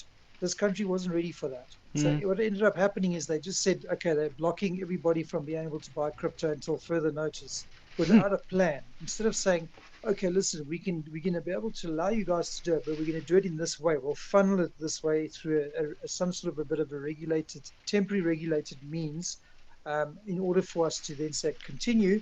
But then we're gonna be able to tax you on your gains and stuff like that. They didn't do that. The first thing they did is, okay, so no one's allowed to do it anymore. because of what happened with those two kids. Very close-minded thinking, very, you know, um, unable to process the whole dynamic of what's going on. So they decided, no, stop it. As you were mentioning before, I mean, for me to buy crypto, I have to, link it to my Apple Pay, Yeah. which is linked to my, to my bank account. So luckily, my bank started accepting Apple Pay, and what I did then was I used MoonPay to link to Apple Pay, and from Apple Pay, which is linked to my bank account, and that's how I buy crypto. And only by chance did I figure that out to do it because they were blocking all the debit cards and credit cards. You couldn't buy crypto. And I managed to find a loophole through that mechanism. And then I tested it with GPay as well. And it doesn't work as well, Hmm. with GPay and MoonPay together. Apple Pay and MoonPay works very well together. And incidentally, just a quick touch on a topic. I saw today or earlier, a couple of hours ago, Elon Musk in talks with MoonPay about potential adoption into Tesla to pay for things, which is also going to be huge.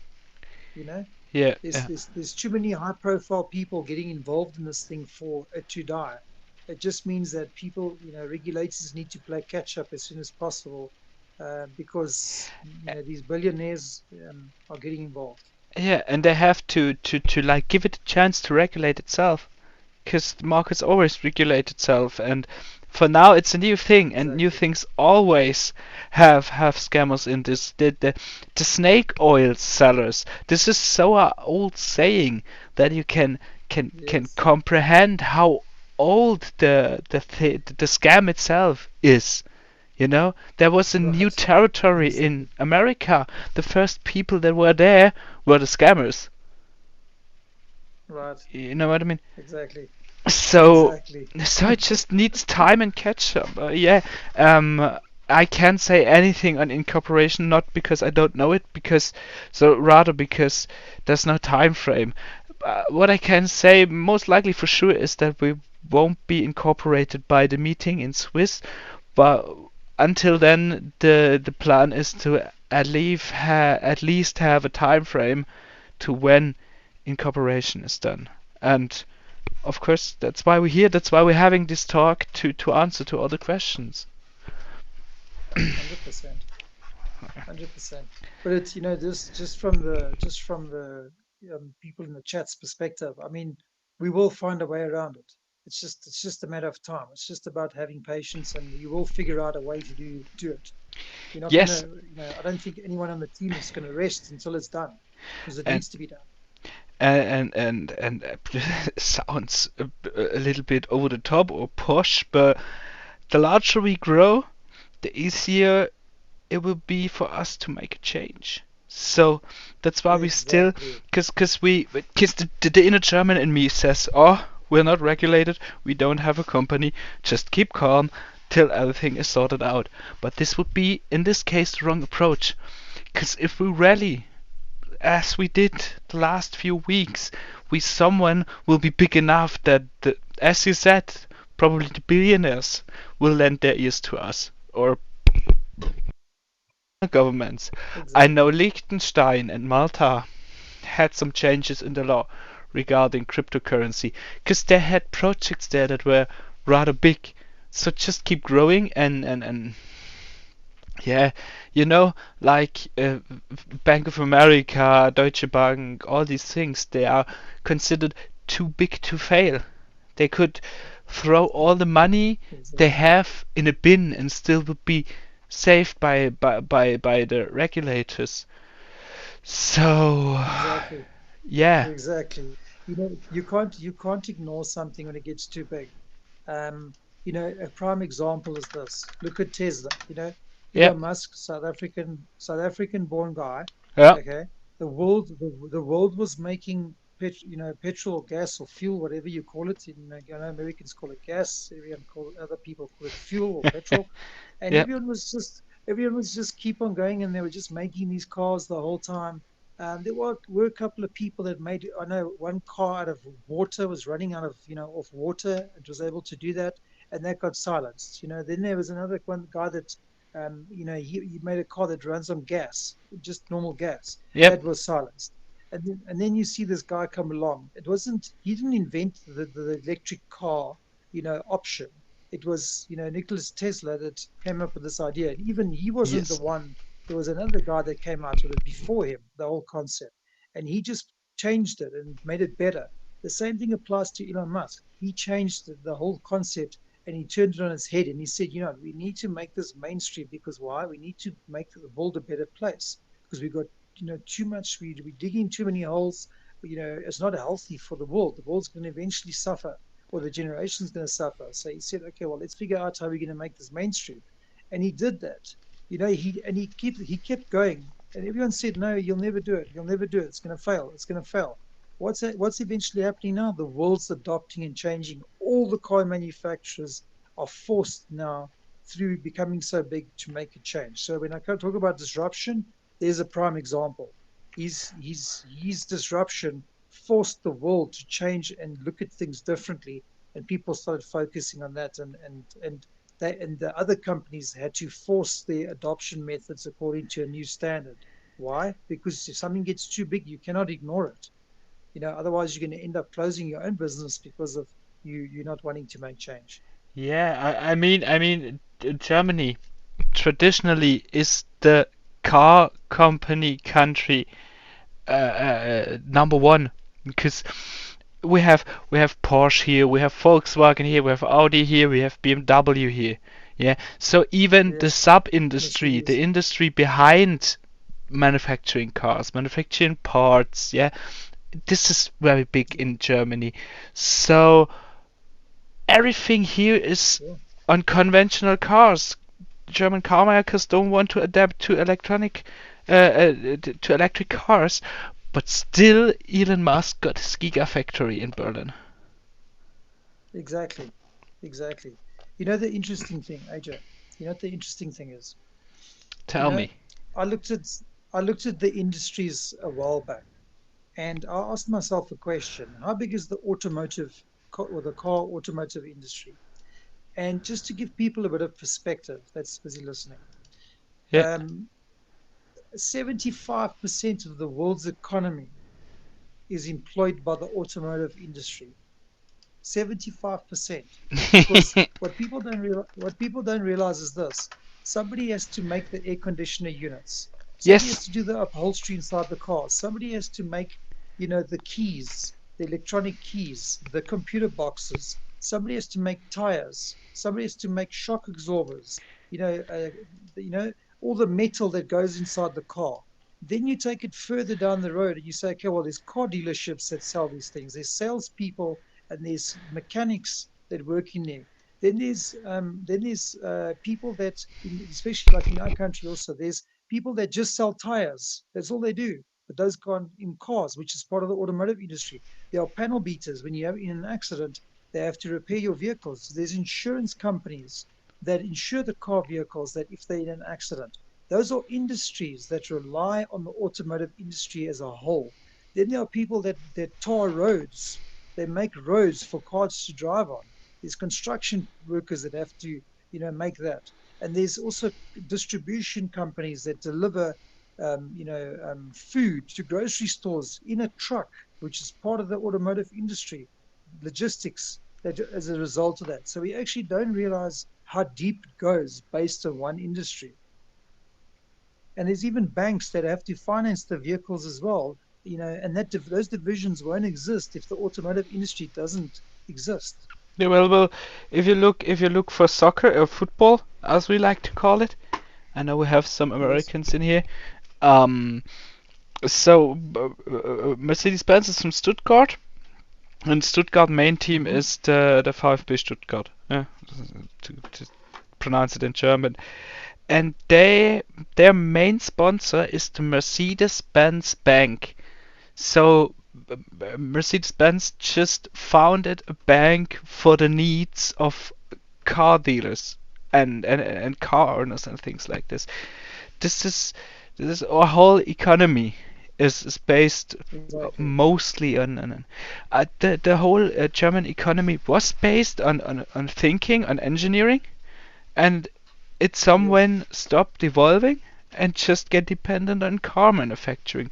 And then, like in German, I don't know if there's in other countries, but in Germany there's something called Kurzarbeit, which means a short working, and the company can Mm. declare short working if there's either not enough task to do because there are nobody's buying a car, for example, yeah, or the other way around. They had it. Well, this is the first time that happened, but during COVID, they had to work short term because there were no chips, no electronic chips, because all of them were Yes. manufactured in China, and now they could work because they, for example, Audi in Neckarsulm has enough chips to build a new Audis, but now they have too little aluminium.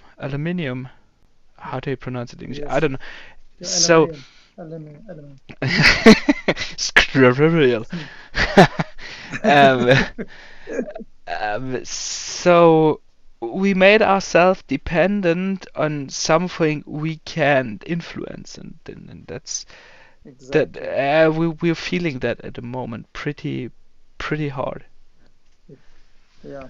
We've 100%, and it's really it's we become complacent. We become too comfortable in the way things work that we just keep going. And Yep. we can't do that. Eventually, at some point, something's going to run out and cause a complete catastrophe.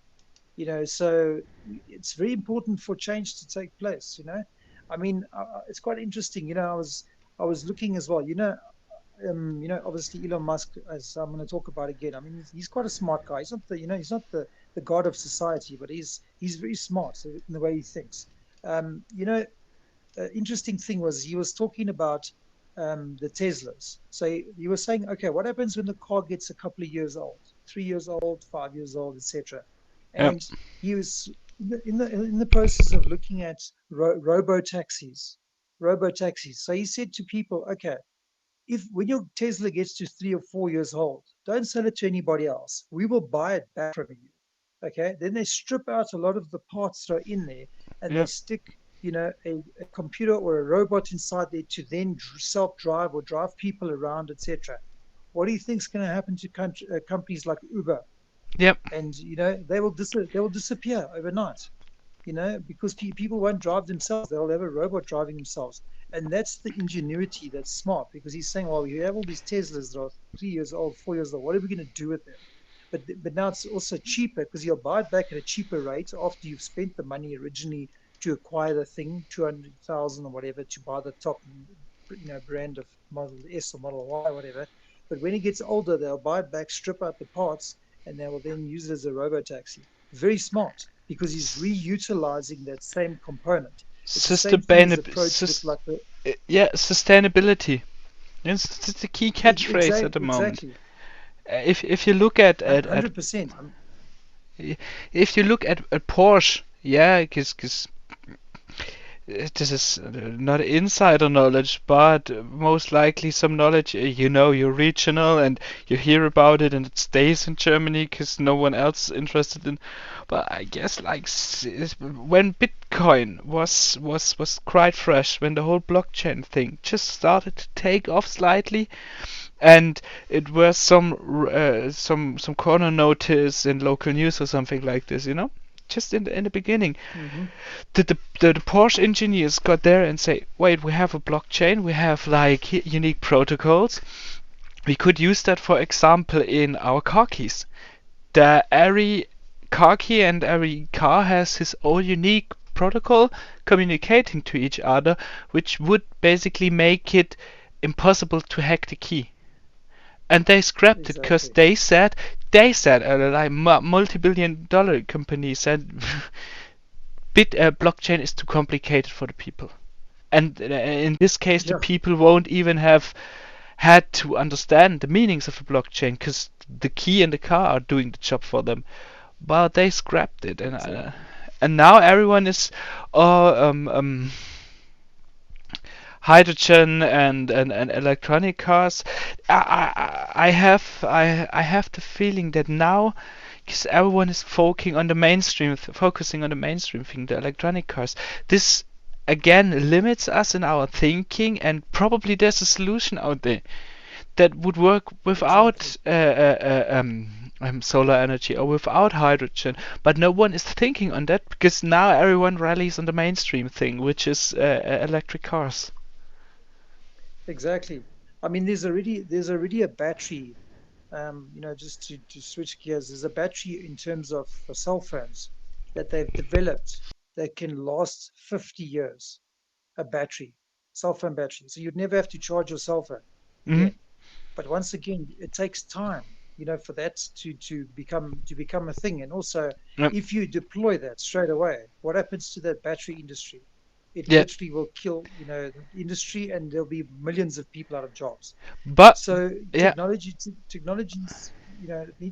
needs to take time to develop and perfect, before changes happen.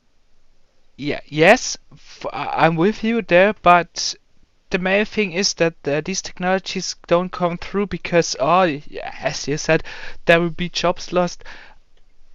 If they would be more adaptable and more adaptive to the circumstances, these jobs wouldn't be lost.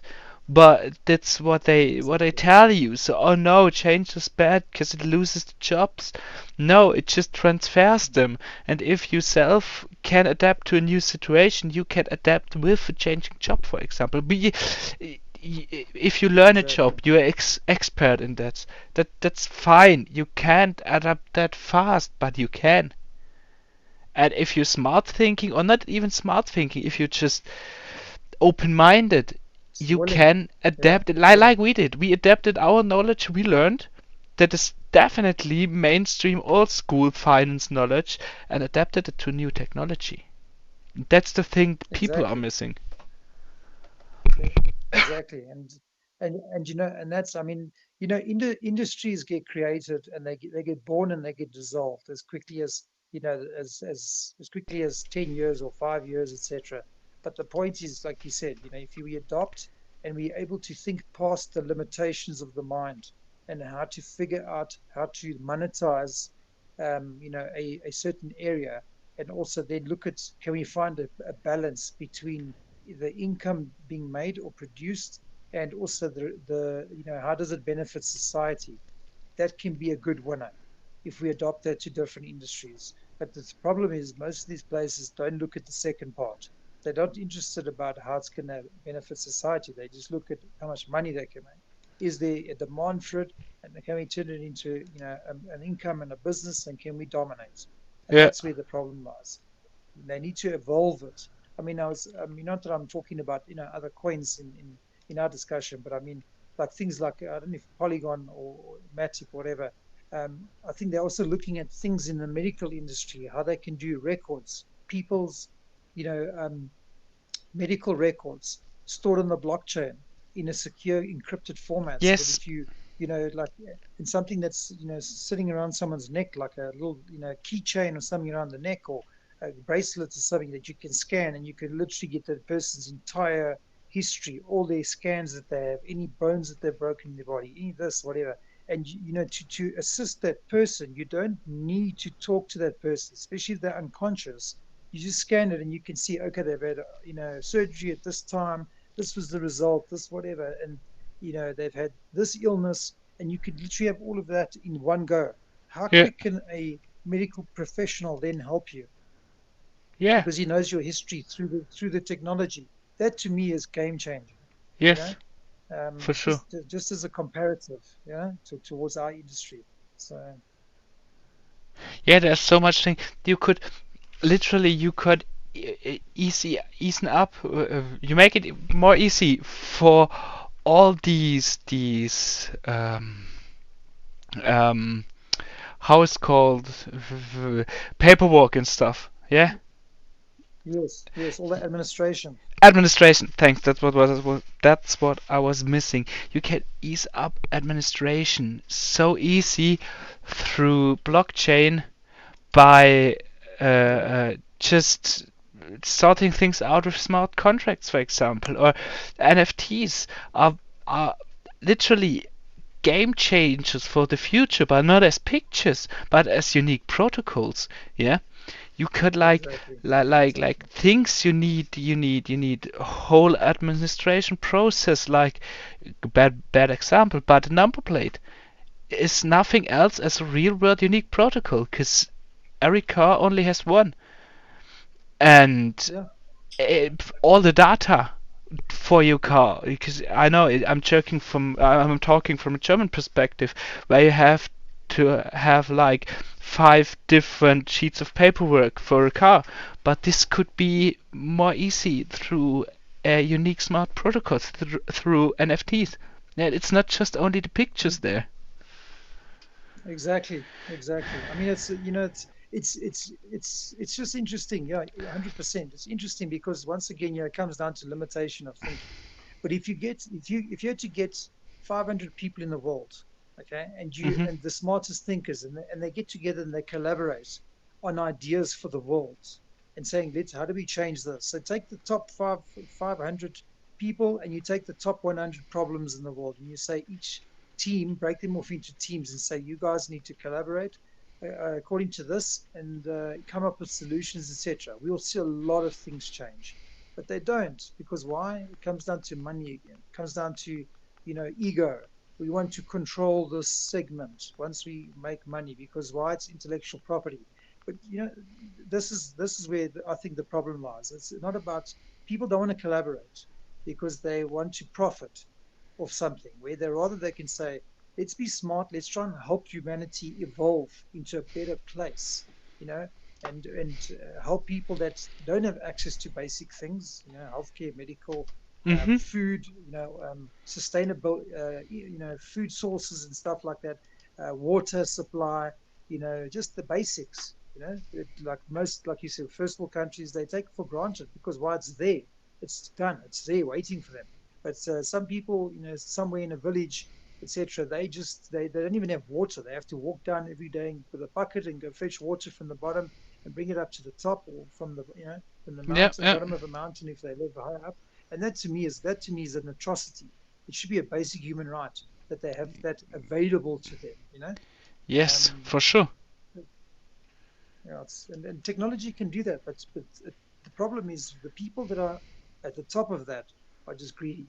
When things become too dependent on one sector, they then abuse it and they turn around and then they focus on the profit as opposed to the promise.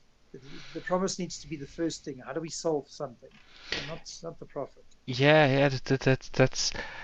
I don't know if you know this YouTube guy, but Mark Rober. I don't know if you've seen a video of Yes. him. Yeah. He's trending. Yes. Yeah. Sometimes I like him very much. Sometimes he's a bit too too playful, but it's the right approach for the Yeah. audience he has. And these are the Hmm. things, like when he met with Bill Gates, the these substance you can put into swamp water to make clean water out of this. Things like this. This is just not elevated to the level it needs to. He tries to giving these things some audience, but in the end, a guy in Hamburg or in London or in Amsterdam doesn't care if someone in Africa has to walk 5 miles to the next drinking water station, and that's the sad part. Because let's be honest, Exactly. we could do so much with so little, and if you have organizations like Bread for the World, I don't know if this is international, but in Germany it is, Yeah. and people on Christmas, when they go to the one time they go to church in the year, yeah, they spend to Bread for the World, and you don't see, is it getting distributed? Isn't it getting distributed? What are they helping? Then on the other hand, even here in Germany, we have uh, big big problems with education. East Germany drifting right wing because there are not enough teachers in here. We have home like when the guy hits the woman or the other way around. Yes. You know Yeah, what I mean? it's like domestic violence. Yeah. Domestic violence, yes, these things we have, like because the first world country also has its problem. We have a lot of problems with mental health in here because of the pressure the people are. Because it's a meme and it's a stereotype. Germans always polite, Germans always on time, Germans always work. But as much as it is a meme, it is the understanding of the older generation how work should be done, and so a lot of them drift into mental health issues. But you don't talk Yeah. about this in Germany because you have to work, you have to be on time, these things. And even though I am not able to go there and go to people and help them with mental health issues because I'm not schooled at this. Yeah, I don't know what to do, honestly. But Mm. I have excess money that I could use to fund people doing this. Because the healthcare sector Exactly. in every country is underpaid and overworked. And I don't have to Exactly. go to the hospital and say, okay, I help you now. Where can I change bed sheets or something like this? Because I'm dangerously have a dangerous lack of knowledge in these terms. But I Exactly. could not Underqualified. yeah, underqualified, yes. But I could somehow change the world, not for everybody, but at least for the staff in the local hospital. If I give away a bit of the wealth I have in access. And as long as I don't 100%. have excess money, I do not have to help, because I have to take care of myself, because I'm the most important person, that's for sure. But if I took enough care of myself, I'm in a position to easily help other peoples, and that's the point. The most people missing. They look at themselves, never change something, so never get better, and therefore can never help other people. Yeah. Exactly. Exactly. I mean, if you can't help yourself, how are you expected to help other people? Yes, It's a very difficult thing to do. and the most expensive and the best investment everywhere in the market is yourself. Yeah. you have Exactly. you have to Exactly. live with yourself for 24 hours a day. So if you don't like the person, that's a miserable life. Absolutely. Absolutely. Well, just I just want to let you know, I do like the person I am, even though I have a split personality between Moneybin and Stavros. I do like the person deep inside. Yeah, it's quite interesting because the money bin side of me is more, I mean, I'm both anyway, because on the money bin side, I'm this, crazy funny guy that's just, I love laughing, and that's almost like that side of my personality. And then you look at like the Stavros side, let's say, is really the serious, like, business orientated person, and Yeah. the world thinker type of thing. So it represents both sides of me. That's what I enjoy. Um, I like to have a lot of fun, a lot of laughs. At the same time, I do look at things that need to be sorted out in the world, and I do take quite a serious approach to it. But you see, even the picture on the money bin side is the Mr. Bean character. Why? Because that's my personality. I love to make jokes, love to laugh, love to enjoy things in the world, while focusing on getting things done. So Yes. yeah.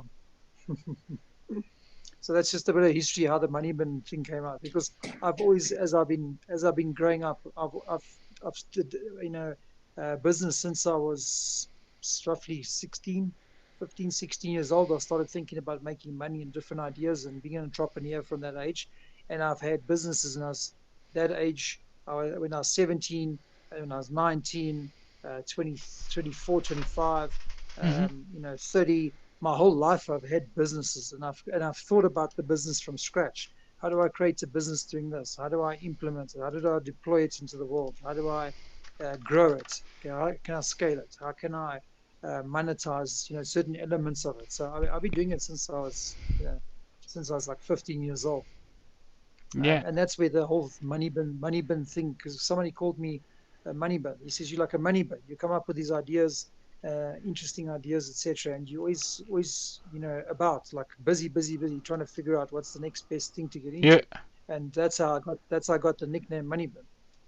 He says because you can throw ideas into you and into this bin, and you turn it into money, and you figure out how to monetize it, and that's Yeah. how I got my nickname. Yeah, So, that's the important thing. Yeah, don't do something because you want to get rich, but do something you like and then try to monetize it.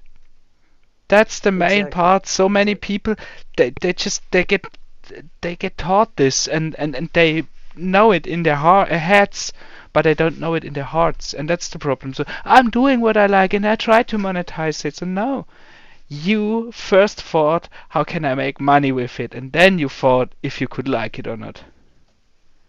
exactly. And you can't. That will never work because anything that becomes a chore Yeah, that you get paid for. If you've got a hobby that turns into a business, and if it's not a passion, yeah, it'll become a chore. That's yeah. the problem. This is You you need to know be you I need to do I've something that you. yeah I've been to Yeah, go the ahead. to the to the guy who makes suits and skirts. The tailor, The the tailor, tailor, yeah. thanks. Because for Swiss I have been to the tailor, and he said he tailored as a hobby, and then he said, okay, let's make this my profession. So he didn't find a way to monetize it, but he says, okay, now I have to do this as a profession, as every German thinks on this. And then he got unhappy somewhere down the road, and then he said, and I just want to do it as a hobby again.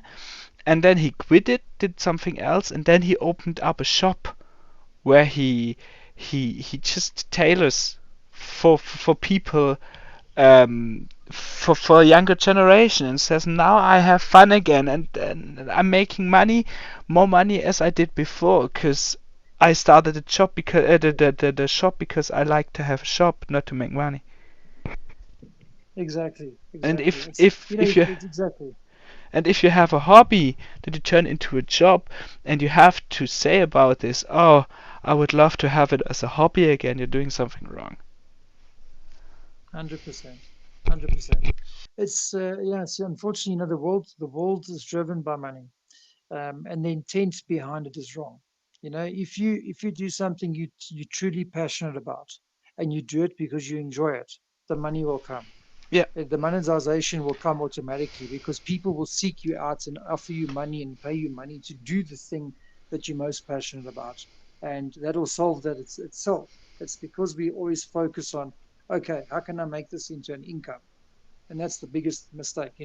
When I was 17.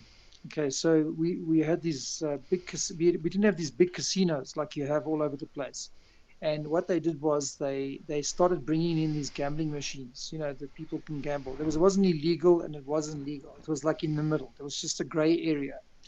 And I looked at this and I thought, okay, well, this is quite interesting. And they would take like 5 or 6 of these machines and put them inside a shop.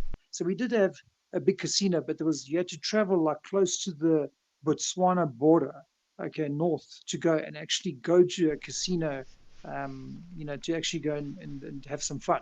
So I looked at this, and they brought these machines out, and they used to put them inside the back of supermarkets. They'd have like a little door you go through, and there would be like 10 machines or 5 machines, and people would go and have some fun and play over there. And so I looked at this opportunity, and I said, well, I want to learn how to fix these, because if I can do that, it'll be an interesting hobby, because I was very into electronics. And I did it because I enjoyed it, learning how to fix this machine. And I self-taught. I literally took 3 days. I took a machine, took it into a room. I took it apart from right down to the last screws. Okay, and I documented everything in a book. And went and bought the electronic components that were on the like computer boards. And I bought 10 of each of the components. And what I did was I took the machine, the boards, I plugged it in. I ran some self-diagnostic tests, which I taught myself. There was no manuals for these things in this country at that time. And I then took it out. I took like a side cutter, and I cut the one leg of the transistors or the diodes and stuff, and then I would plug it in, and I would see what the gambling machine would do, what one function of it. And I made notes, and then I took it out, and I took the component out. I resoldered it in, cut, the excess off, plug it back in. Okay, it's working again. Then I would go and cut the other leg, like the positive leg of that same component, Mhm. do the same procedure, and then I'd make notes. And that's how I taught myself. When I came, I literally spent 18 hours a day or 19 hours a day doing that for 3 days. And literally after that, I came out there and I could say to anybody, ask me anything about this machine. Ask me anything. Because I know exactly how this thing works from beginning to end, tracing it down to the component on the actual PC board, and I memorized it. So Yeah. you see what I'm saying? It came down to desire. And I didn't do it because I wanted to make money out of it. It was merely a case of I wanted to be the best at that particular thing. And literally, I just started getting those days we used to have pages. It wasn't cell phones around. We had these pages. And I don't know how people got, obviously people were talking to each other word of mouth and networking and say, phone this guy, he knows everything about phone this guy, he knows everything about it. And all of a sudden I got used to get like 20 pages a day out of nowhere, coming as little pages coming saying, please phone this person on this number. They want, in connection with, whatever, in connection with machines or repairs. I'd phone the person up and they would say to me, okay, in the next province, next city, we want you to come out because we've got a problem with these machines we can't figure out. And then I started saying, okay, well, pay for my airfare, my accommodation for 2, 3 days, and I'll come and have a look. And plus, you charge them per day so much, whatever. I got so busy. I ended up working 18 Yeah. hours, 17, 18 hours a day in that because I was just getting so many requests from people. And I made like a lot of money, Yeah, but for sure. it got to a point where I wasn't enjoying it anymore because it Yeah. was just it was just too demanding on me as one person. And I tried to teach a couple of people how to do it, etc. And they just didn't take to it like I took to it.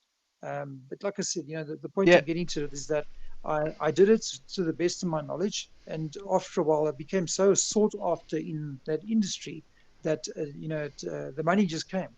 I just I had more money at that time. 17-year old making the equivalent probably of like 15-20,000 dollars income that time, those years ago. So I was more than covered in terms of money. But it became too overwhelming. It was just too much. And eventually I just, after about 7 or 8 months, I was burnt out. I said, no, I'm not doing this anymore. I'm done. I've Yeah, had for enough. sure. Right. But yeah, just some backstory there on that. But yeah, you need to be passionate.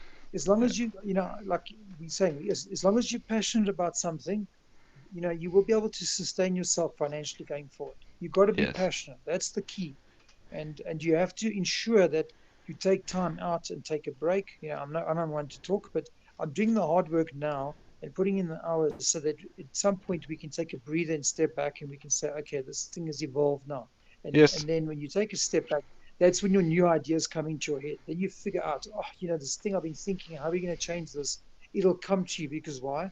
You're in a relaxed state now. You're not thinking too much about it. You have to sometimes eject yourself out of the environment for a little while, Take back a so that you step. can think Yeah. straight. It's exactly, For exactly. I sure. mean, you look at all these multimillionaires, Richard Branson, and all these people, Virgin.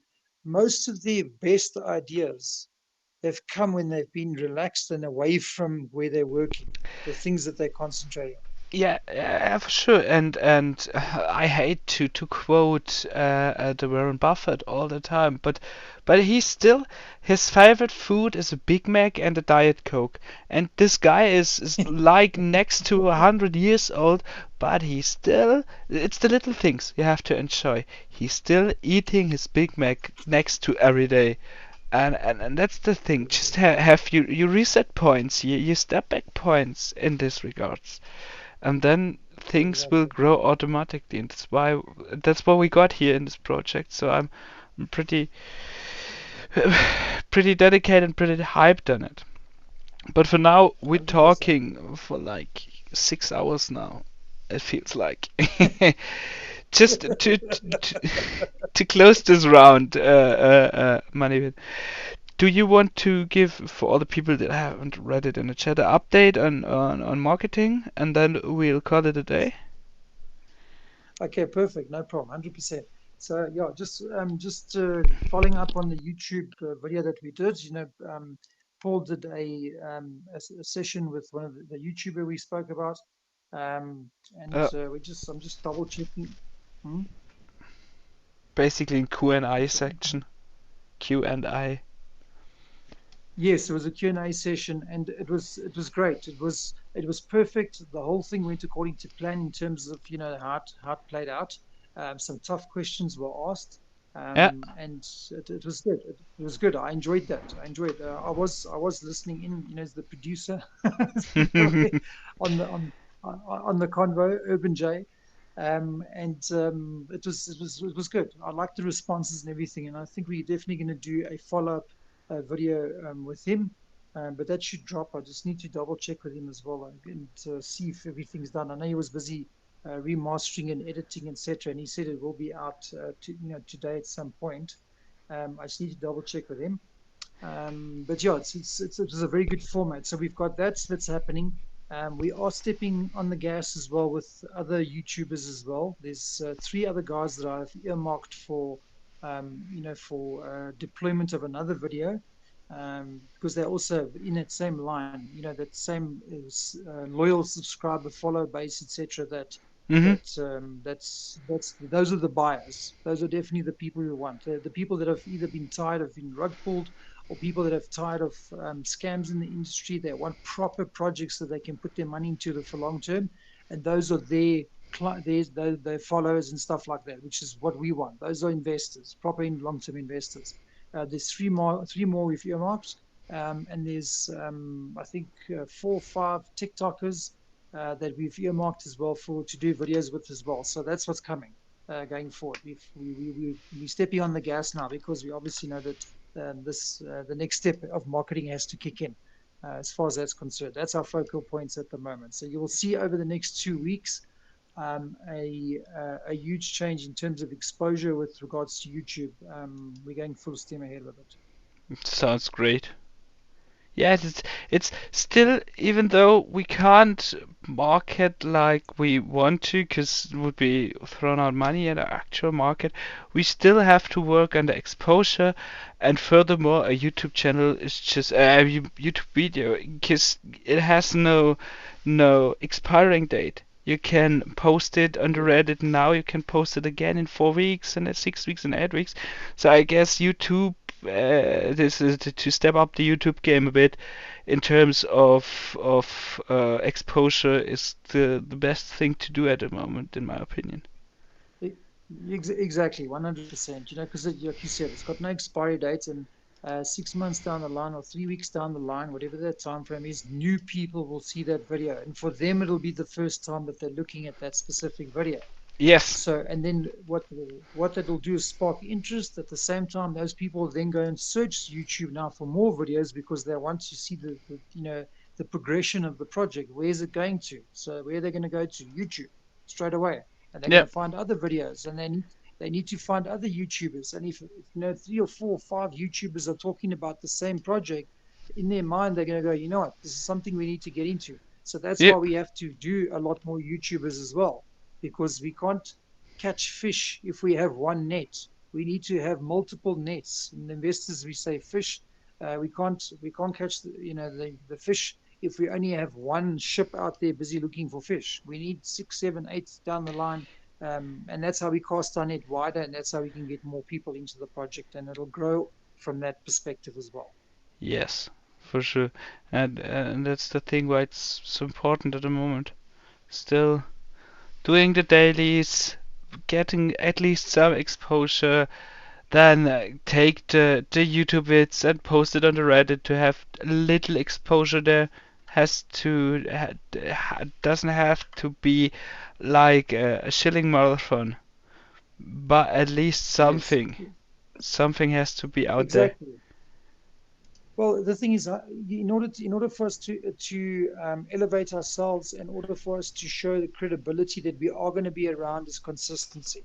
Because if we're Yes. not consistent, then people eventually the people and the naysayers that turn around and say to us, "Oh, this is not going to last," or "This is a shit coin," or whatever the deal is, they will be silenced by the fact that we're still around in 6 months to a year to 2 years, and the fact that we increase our exposure to video content, over time, etc.